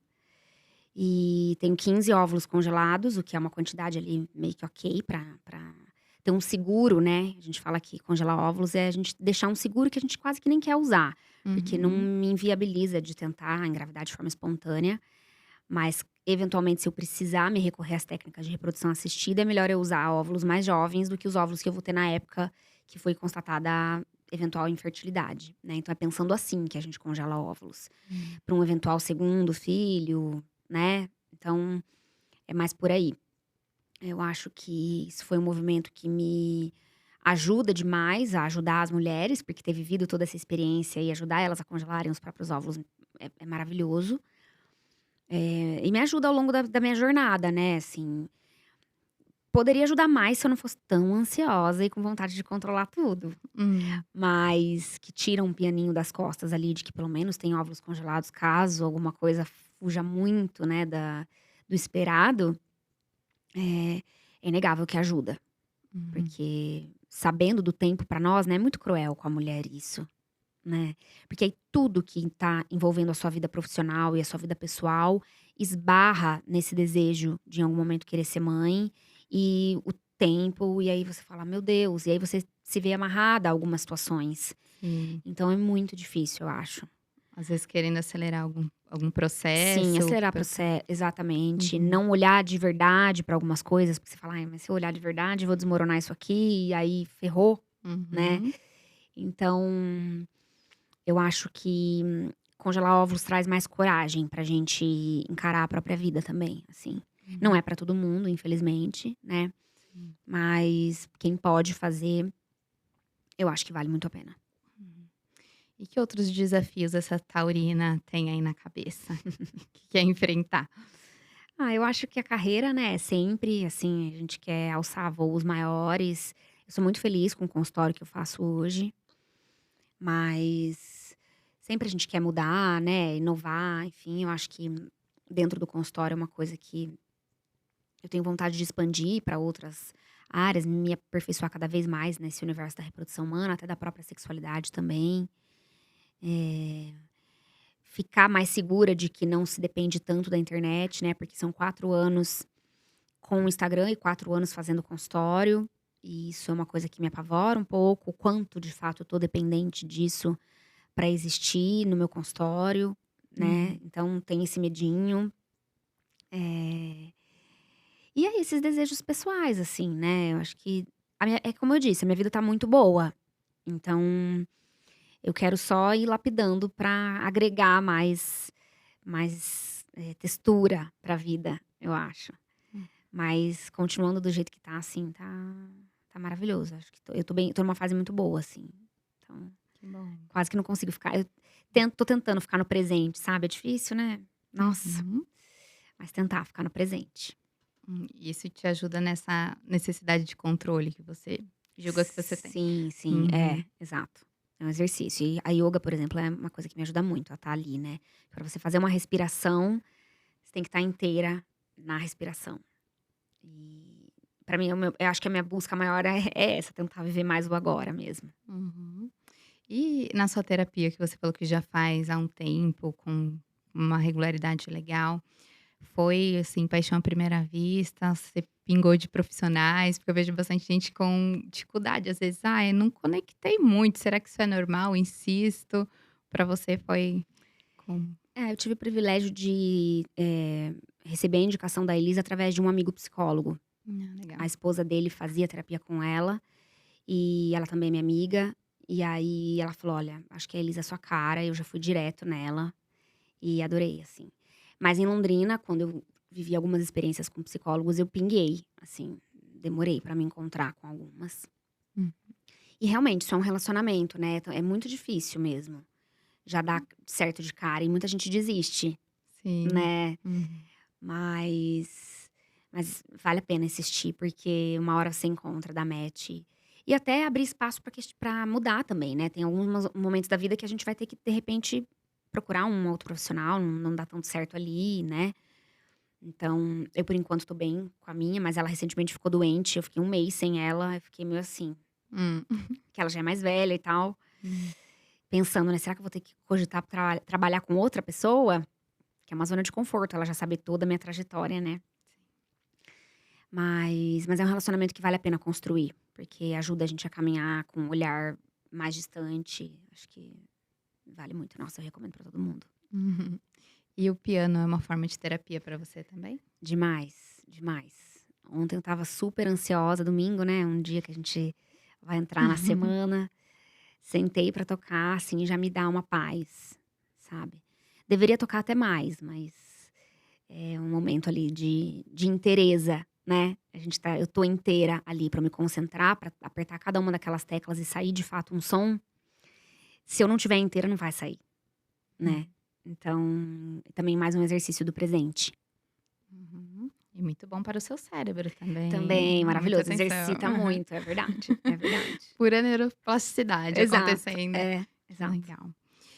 Tem algum episódio da sua vida que quando aconteceu, que você falou: "Nossa, que burrada", alguma coisa que você fez e que depois você percebeu que isso foi de certa forma bom pra você?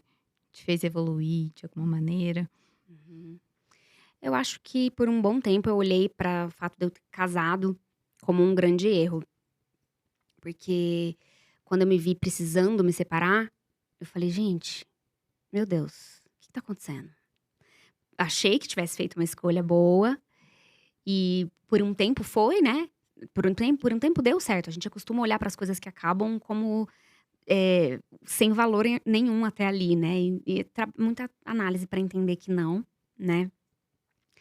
E por muito tempo eu olhei pra escolha do casamento e pra ter vivido tudo que eu vivi tendo que me separar, como: "Nossa, que grande erro". Isso ainda reverbera dentro de mim como: "Nossa, errei feio", sabe. Uhum. E ainda tenho que trabalhar, mas cada vez mais eu consigo olhar pra isso tudo e falar: "Obrigada vida, Deus, universo, por terem me dado essa experiência de ter vivido um casamento, de ter vivido um divórcio, de ter saído disso tudo".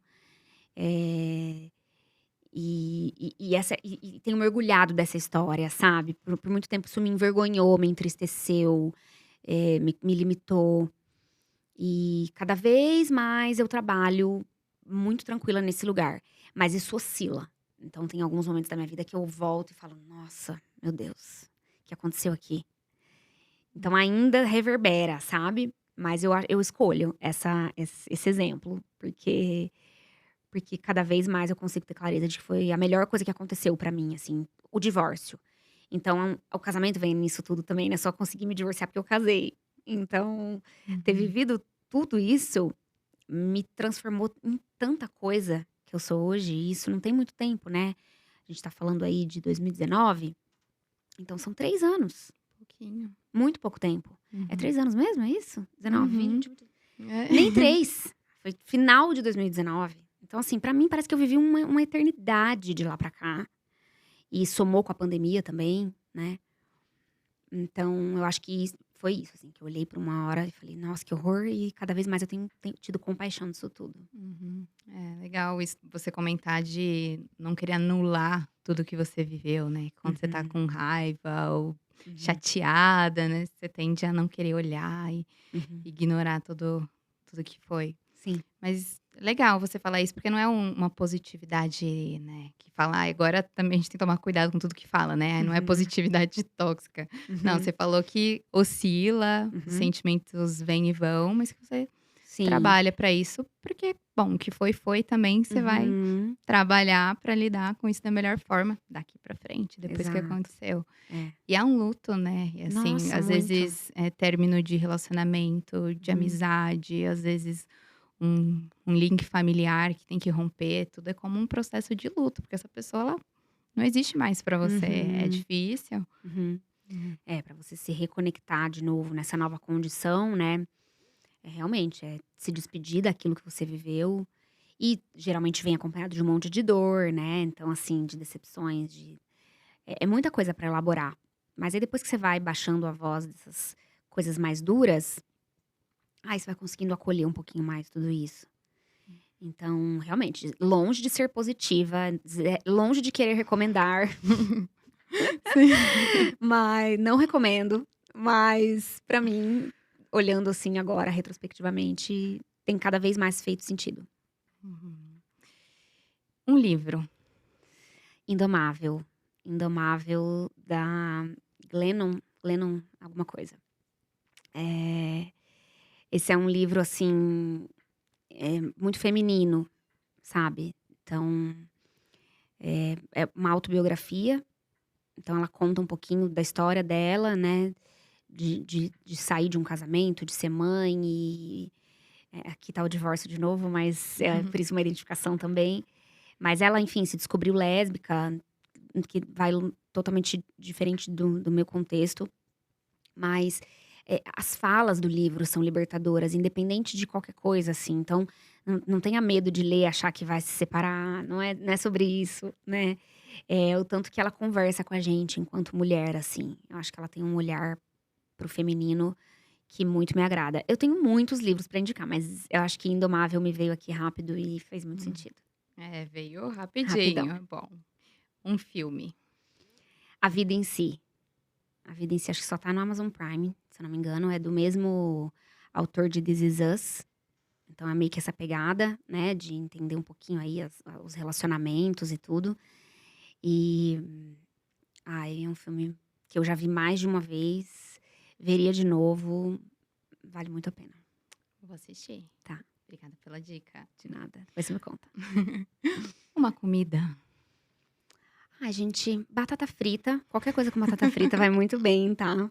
Mas Hã. assim, estrogonofe, né, estrogonofe com batata frita, eu sou bem básica. Uhum. É o que eu amo, assim. Quando eu quero jacá, é o que me vem à mente, assim, pra Hum. pedir e tal. E você cozinha? Zero. Zero. Por isso que eu escolhi um namorado que cozinha. Aham. E muito bem, por sinal. Pois é, isso é até um problema, né. Mas não, eu não cozinho, não tenho nenhuma habilidade na cozinha. Admiro pra caramba, mas não é um lugar pra mim, assim. Não gosto de me engessar dizendo que nunca cozinharei, Uhum. mas também tenho acolhido mais esse meu lado que não cozinha, porque diante de todas as cobranças que a gente, enquanto mulher, se faz, por alguns momentos da minha vida eu me questionei se eu era merecedora de uma existência feminina por não cozinhar, sabe? Eu já fui bem pesada comigo mesma por essa Uhum. inabilidade. Então, agora eu preferi assumir mesmo que eu não cozinho e que tá tudo bem. E, aí a vida me deu um namorado cozinheiro, olha que maravilhoso. Então, Maravilha, tudo se ótimo. encaixa. É. Ah, é, o pezinho nas costas que você colocava por conta disso, Muito, caramba. muito. E falando nisso de, né, dessa não sei se é uma autopunição, Uhum, autocrítica, uhum. melhor, né, acho que se Sim. encaixa melhor no que a gente tá falando. Hum. Você já teve alguma questão de auto de aceitação com o seu corpo, aí pensando mais na parte imagem, físico, estética? Uhum. Já, assim, pra me expor para o mundo, não muito, porque eu acho que eu sempre me conheci muito bem e eu sei esconder as coisas que eu não gosto tanto. Então me deixava sempre muito confortável pra aparecer no que dava pra mostrar. Então eu nunca tive muito essa dificuldade. Mas de me aceitar pelada, gostando de mim mesma, porque daí é me by myself, né, eu comigo mesma, acho que esse é o maior desafio. Muito, muitas vezes. E é engraçado o quanto a maturidade traz isso pra nós, né, assim, eu acho que é da maturidade, enfim, dos trabalhos que a gente também faz, porque de fato eu acho que meu corpo hoje ele é melhor do que ele já foi um dia, até mais jovem, porque eu cuido mais dele mesmo, em alguns momentos eu descuidei dele. Eh, mas essa coisa de se amar mesmo, sem ser essa coisa de: "Ai, nossa, eu me amo", não amo, óbvio, tenho que reconhecer alguns defeitos e é bom também, me humaniza, né. Mas eu já fiquei muito entristecida com algumas partes do meu corpo, assim, de me limitar muito, sabe, de ficar muito mal. Então, o fato de eu ter perna grossa pra mim era uma coisa que, nossa, meu Deus, sabe, era o grande problema da minha vida. Uhum. Eh, mas eu também nunca deixei isso ser uma coisa que me paralisou, só que me fez perder tempo, assim, mental, que hoje eu falo: "Nossa, não Uhum. precisa", né. E que não é uma bobeira, que quando a gente passa Total. por isso, eu lembro muito também que eu tinha uma vergonha surreal do meu braço. Eu era muito novinha, acho que devia ter uns 12 anos. Eu lembro de fazer uma excursão, morava em Bauru, vim pra São Paulo, estava um calor. Eu estava com um moletom, aqueles bem gordão, assim, pra tampar. Eu falo: "Caramba, de onde que veio isso? Com 12 anos, ter Olha uma que vergonha absurdo. dessa de corpo". É É, muito doloroso, né. muito, muito. Mas eu acho que isso que você falou é muito importante, de quanto mais você cuida do seu corpo, e aí você falou muito do autocuidado, do carinho, e não Uhum, necessariamente de cuidar para ter um corpo sarado, com emagrecimento, porque isso uhum, acaba vindo como uhum. uma consequência do autocuidado. Exatamente, exatamente. Uhum, E a própria minha relação com a atividade física, depois do hiato de ter parado o balé e depois tentado voltar a me exercitar, por um bom tempo foi doloroso me exercitar, porque me foi apresentado o exercício apenas como um lugar da estética. E aí aquilo não me pega, não me pega mesmo.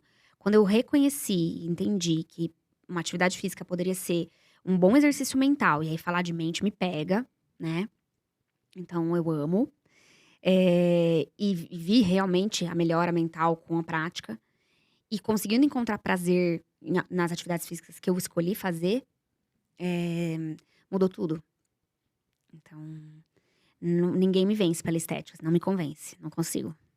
estamos junto. É. E você viveu muito tempo do balé, que acaba puxando ainda mais pra estética, tem que Exigência. exigência, muita disciplina, mulheres muito, muito magras. Uhum.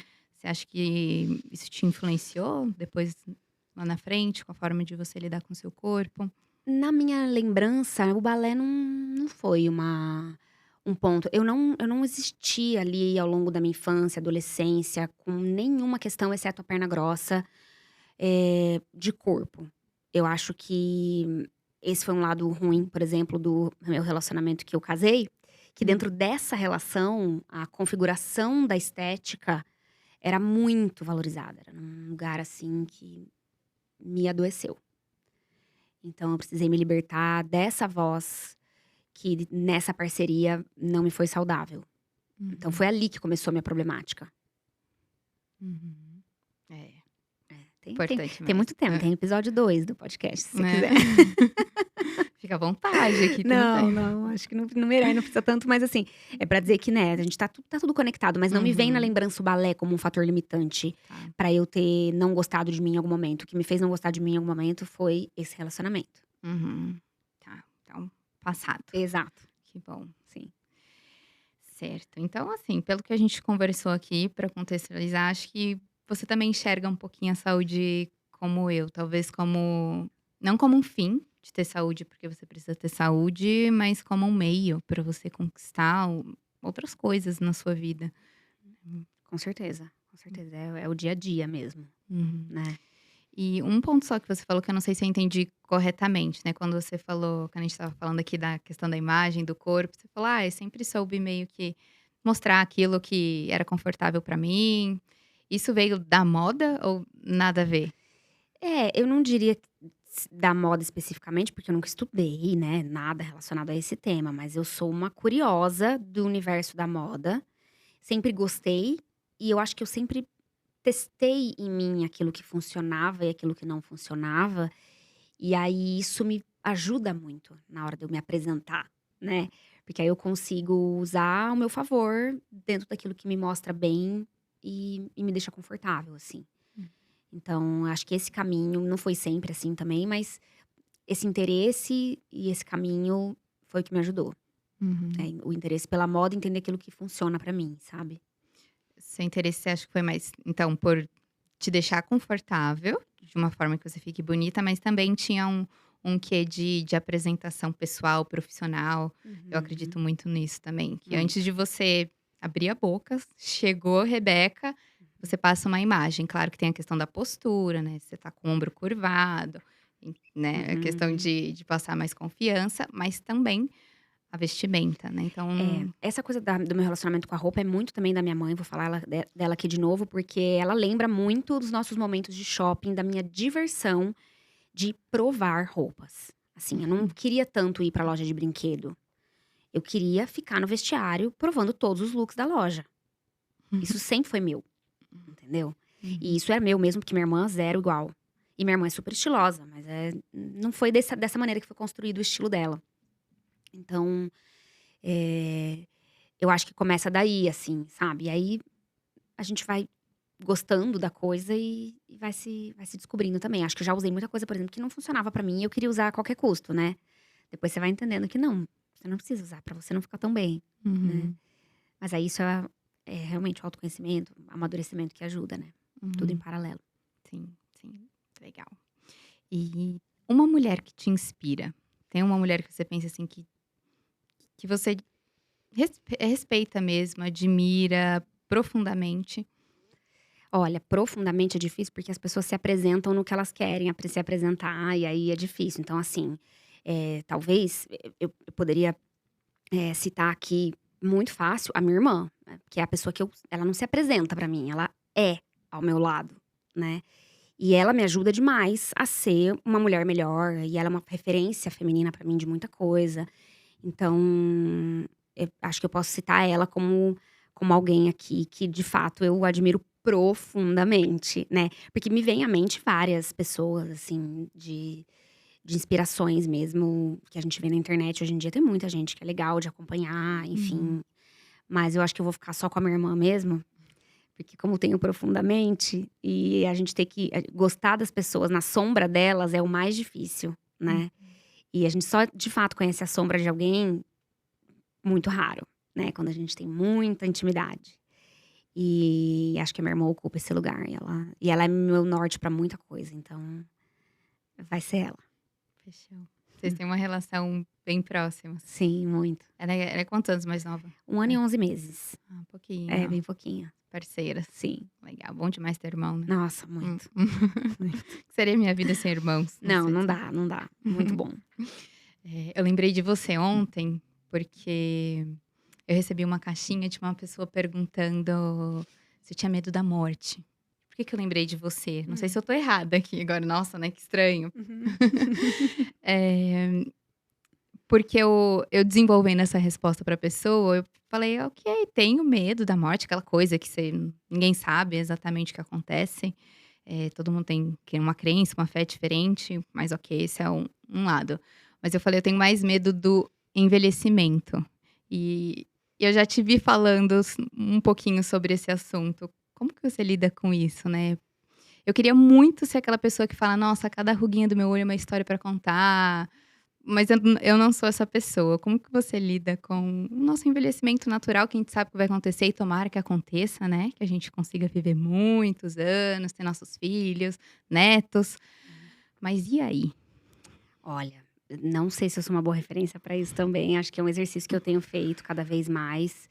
Eh, eu tenho medo sim também de me ver, mais velha e tal, mas mais no meu lugar me pega mais na parte de companhias, com quem eu estarei na minha velhice.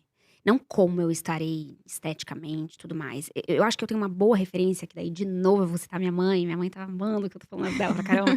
Porque minha mãe lida muito bem com o envelhecimento dela. Ela nunca fez procedimento estético. Ela, de fato, gosta de quem ela vem se tornando e ela se diverte com isso. E para mim é muito fácil assistir, entendeu? E ao mesmo tempo, o meu trabalho com mulheres que vão envelhecendo, eu gosto tanto do cérebro humano que eu acho que ele salta muito mais aos meus olhos do que a parte estética. Eu falo assim, porque eu quis fazer dermatologia, porque é do ponto de vista de status dentro da medicina, de estilo de vida e um monte de coisa, era exatamente a minha cara. Tanto que muita gente achava que eu ia fazer dermato. Mas não me conquista, porque eu não abraço a causa da dermatologia com todo respeito a dermato, ainda mais a dermato que cuida das doenças dermatológicas mesmo, que daí eu não me agrada, não curto mesmo. Mas o que cresce na dermato cada vez mais é a parte estética. E isso é um lugar que eu não gosto de gastar tanta energia, assim. É óbvio que eu gasto energia com a minha estética, né? Eu tô falando aqui da moda, eu gosto de me maquiar, mas eu acho que a roupa e a maquiagem, elas, elas têm movimento, né? Elas conseguem acompanhar as novas curvas, as novas rugas e os novos movimentos que o corpo traz. Então, é um relacionamento, né? Quando a gente fala de moda e de maquiagem, a gente tá falando disso, de ir se descobrindo com todos esses elementos que a gente consegue se complementar. É, a dermato, na estética, pode ser muito isso também. E eu conheço dermatos maravilhosas. Inclusive, a minha dermato é essa pessoa. Eu vou nela, eu faço procedimento estético, né? Hum, Mas ela tá longe de querer barrar um envelhecimento, por exemplo, né? uhum. Então, eu tenho olhado para o envelhecimento de um jeito muito confortável cada vez mais. Porque eu acho que eu gosto tão mais da pessoa que eu sou hoje do que a que eu fui, mas eu sou zero saudosista. Eu não gosto de olhar pra trás e gostar mais. Eu não tenho essa vontade de olhar pra trás e gostar mais. Eu sempre gosto do que eu tô agora, mais. Que aí eu falo: "Caramba, se continuar assim, eu vou achar maravilhoso estar mais velha", Uhum. entendeu? Então, eu acho que a gente tem também se espelhado em mais pessoas, né, cada vez mais mulheres, grisalhas têm assumido o grisalho de um jeito que eu acho incrível, tenho considerado, eh, autorizar os grisalhos em algum momento da vida. Eh, e a parte do envelhecimento feminino mesmo, que envolve hormônios, a gente consegue dar condições muito incríveis também, né, e aí isso me anima. O que eu tenho mais medo é da mente e das companhias do envelhecimento. É isso que eu Uhum. tenho medo. Uhum. Então e das perdas, né, eu acho que envelhecer traz muitas perdas.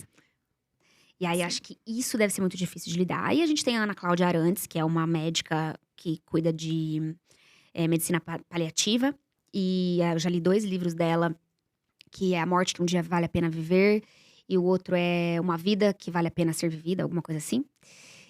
Uma vida toda que vale a pena viver, algo nesse sentido. Sim. Onde ela traduz, ela traz o envelhecimento e a morte num olhar muito maravilhoso, assim. E Uhum. aí a gente volta pra ela pra tentar aprender um pouquinho mais e a entender as perdas também, né. Sim. Mas mas é um trabalho, assim, eu acho que por muito tempo da nossa vida a gente não olha para o envelhecimento, né. A nossa faixa etária que começa a convidar a gente a olhar, né, porque a gente de fato começa a ver transformações, começa a acontecer uma curva descendente, porque por um tempo da nossa vida é só o corpo vai ganhando forma, né, a puberdade, e aí você, Uhum. nossa, só ganha viço. E aí, rapidamente já começa a entrar pra uma descidinha. Então esse que é o momento dos 30 e poucos, que eu acho que faz muito isso. Mas que eu acho que no combo, tudo que ele traz pra gente de textura de existência, ganha tanto que não dá pra gente gastar tanta energia assim. Uhum. Então, eu olho pra minha velhice assim, cuidando dos relacionamentos que eu tenho e exercitando a minha mente, porque aí eu acho que é o que vai me dar suporte pra seguir. E aí, uma dermatou outra, um lookzinho, Tudo uma make bem. e a gente vai. Aham. Amei. Concordo muito com o que você falou. Eu acho uma fase bem bonita, 30, 40 anos, a Nossa, mulher também acho. madura, com uma bagagem legal. Também não tenho essa saudade do que eu já fui. Uhum. E o autocuidado tá aí para isso, principalmente saúde mental. Concordo muito com você. Meu medo é ter uma doença mental incapacitante. Uhum. E nesse lado também há muita coisa a ser feita. Claro que existe um componente genético em várias coisas, mas o cuidado para a gente prevenir eh, esse acontecimento e ter uma velhice mais saudável, com energia, com cérebro forte, a gente começa Uhum. agora, que é o que a gente está fazendo. Exato. E você falando também das questões dermatológicas, sem problema nenhum com quem quer fazer. Mas você é uma das poucas pessoas que eu acompanho que não usa filtro no Instagram. E isso é um negócio que a gente tem que tomar muito cuidado, porque às vezes sem perceber, isso te afeta de alguma forma, né? Que você colocou ali, se viu toda com olheira, no final do dia, cansada, normal. Aí, de repente, todos os Instagrams que você passa ali, tá todo mundo ótimo, corada, com o narizinho igual, com a boca preenchida, tá todo mundo lindo. Então, tomar cuidado. Eu gosto Total. muito do Instagram mais limpo, vida como ela é. Sim, eu fui uma pessoa que usou filtros, a pandemia trouxe os filtros, né, porque a gente estava em casa e aí acho que eles vieram pra maquiar a gente quando a gente estava em casa, e eu usei. Eu nunca usei aqueles que afinava nenhuma parte do meu corpo, nada disso, mas eu usei os que davam cor, que dava, né, um certo brilho. Hum. E tenho alguns conteúdos gravados, inclusive, com filtros, mas eu me incomodo tanto, Flávia. É. E isso é uma coisa que tá aí, que eu falo: "Gente, não farei de novo", assim. Hum. E eu realmente venho nesse movimento de não usar filtros já tem um bom tempo. E muita gente repara nisso em mim, e pra mim virou uma bandeira, assim mesmo. Me Uhum. recuso a usar filtro, me recuso. Tem uns bizarros, né? Tem. E quando a gente não é só isso, claro, né, questão mídia, estética, sempre muito forte, Uhum.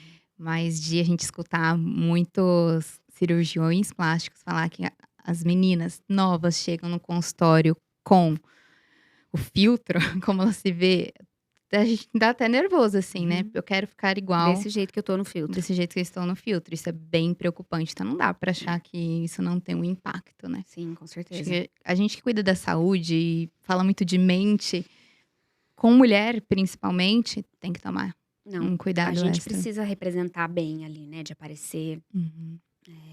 o mais limpa possível. A gente vai estar com a maquiagem, né, E enfim, tudo bem. normal, mas é como eu Uhum. consigo me apresentar pra vida, né, com filtro eu não consigo, então você vai me ver depois ao vivo e não é mais a mesma coisa, então isso me desconforta muito, de desconectar o real do virtual, assim.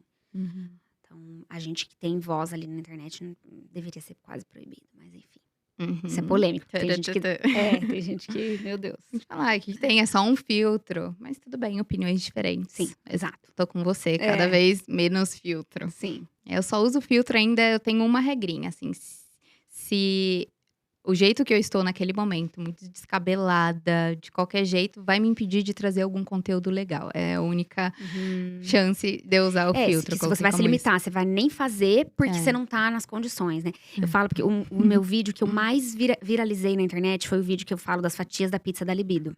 Hum. E Flávia, esse foi um dia que eu cheguei do consultório, descabelada, mas muito inspirada, e eu gravei esse vídeo com um cabelo que assim, esse é o vídeo mais compartilhado do meu Instagram, e ele tá sendo visto por todo mundo, e eu tô lá, só sem filtro, graças a Deus, mas eu tô lá, que eu falo: "Gente, eu devia ter feito uma makezinha, né", só que às vezes eu ia me perder na inspiração, então aí não vale a pena, então é melhor você fazer do jeito Uhum. que for mesmo. É, concordo. É assim mesmo. É, Boa parte do tempo a gente tá assim. exato. Tudo bem, no consultório a gente não vai dessa forma, né. No É, Instagram, em casa, poxa, não vai ser sempre exato, montada, né, exato. mas beleza. E Rê, pra gente acabar aqui e ir para o finalzinho do nosso bate-papo, se você pudesse voltar para um lugar, para um momento da sua vida, assim, que foi muito feliz, muito bom, Uhum. qual seria? Ai, menina do céu. Tem tantos momentos felizes e bons, né. Uhum. Assim, eu vou ser muito clichê, porque a gente começou essa fala querendo não falar da parte profissional, mas a gente também começou a fala contando que eu fiz 4 anos de cursinho. E o dia da minha formatura foi um negócio tão bizarro de feliz, porque ali a minha vida, de uma forma geral, e como tudo temporariamente está, estava muito boa. Minha vida, assim, saúde de quem eu amo, os relacionamentos que eu estava travando naquela época e a saúde desses relacionamentos, e essa conquista junto, o jeito que eu estava comigo mesma, sabe. Eu acho que foi tão emblemático passar por essa fase, estando tão bem e com tão bons contatos naquela época, que eu fui muito feliz naqueles dias, né, que passaram pra gente comemorar. Então, me veio aqui essa vontade, assim, de registrar esse momento mesmo, que foi muito especial, de verdade, assim, foi surreal de maravilhoso. Que gostoso. Sim. Uhum. Tem algum recado que você queira deixar aqui para quem tá ouvindo? Um um recado final. Tá. Eu acho que eu vou tentar usar tudo que a gente, eh vive no momento pra poder trazer, né, porque, enfim, o meu momento é esse, eu acho que o que eu converso comigo é o que eu vou tentar conversar com as pessoas. E falei já um pouquinho hoje sobre isso, que é a minha tentativa de viver no presente, né. Então, é convidar as pessoas a estarem inteiras aonde elas estão, mesmo com vontade de transformar a condição que elas estejam, que de fato pode ter muita gente querendo sair da onde tá, mas é na inteireza daquele momento que você vai tirar a força e a sabedoria pra dar os próximos passos. Então, convidar as pessoas a estarem inteiras aonde estiverem e seguirem aí o que a vida tiver pra apresentar. Acho que é isso. Uhul. E com certeza você esteve inteira aqui, que deu pra Isso. sentir sua presença, a nossa Uhum. conexão aqui foi muito bom. Foi ótimo mesmo. Muito Obrigada, Flávia. obrigada, viu. Obrigada e sucesso pra você, tá, no podcast. Obrigada. Tô ansiosa pra ver o resultado desse aqui. Com certeza ficou muito legal. Uhum. E para você que está assistindo, deixa aqui o seu comentário, um recado para a Rebeca, porque ela merece. Vai lá ver o Instagram dela, qual que é mesmo, Rê? @doutora.rebecagerhardt. Depois eu vou escrever aqui embaixo, senão ela vai ter que soletrar. Sim. Eu vou colocar aqui embaixo o arroba da Rebeca para você acompanhar ela nas redes sociais. E se você gostou desse bate-papo aqui, compartilhe. Então manda no grupo de WhatsApp da família, com as amigas, no grupo de Facebook, aonde você quiser, mas é importante a gente passar essa mensagem para mais pessoas. E lembre-se também de se inscrever aqui no canal do Fla que Te Escuto. Também tem um canal de cortes, que o link fica aqui embaixo, onde a gente pega aqui os melhores momentos. Rê, como que as pessoas te encontram? Olha, elas me encontram então no Instagram mesmo, né, ali nesse arroba que já acabamos de falar. Eu também tô no meu consultório, né, que é ali na Bento de Andrade, em São Paulo. Então, é Bento de Andrade 158. E tem o Mulheridades, que é um conteúdo aí legal no Spotify, onde tem toda essa conversa com mulheres que eu falei, né. Então acho que é por aí, acho que dá pra me encontrar em vários desses contextos. Tá. E atendimentos online ou só presencial São Não, Paulo? online e presencial, no link lá que tem no Instagram, tem todas as informações pra poder ter acesso à consulta de forma virtual ou presencial. Tá bom, obrigada. Obrigada a Arrasou. você, Flá. Obrigada Obrigada, tá. mesmo pelo tempo, pelo Obrigada. carinho, disponibilidade. Imagina. Amei. Obrigada, parabéns, sucesso, tá. Obrigada. Tchau, tchau.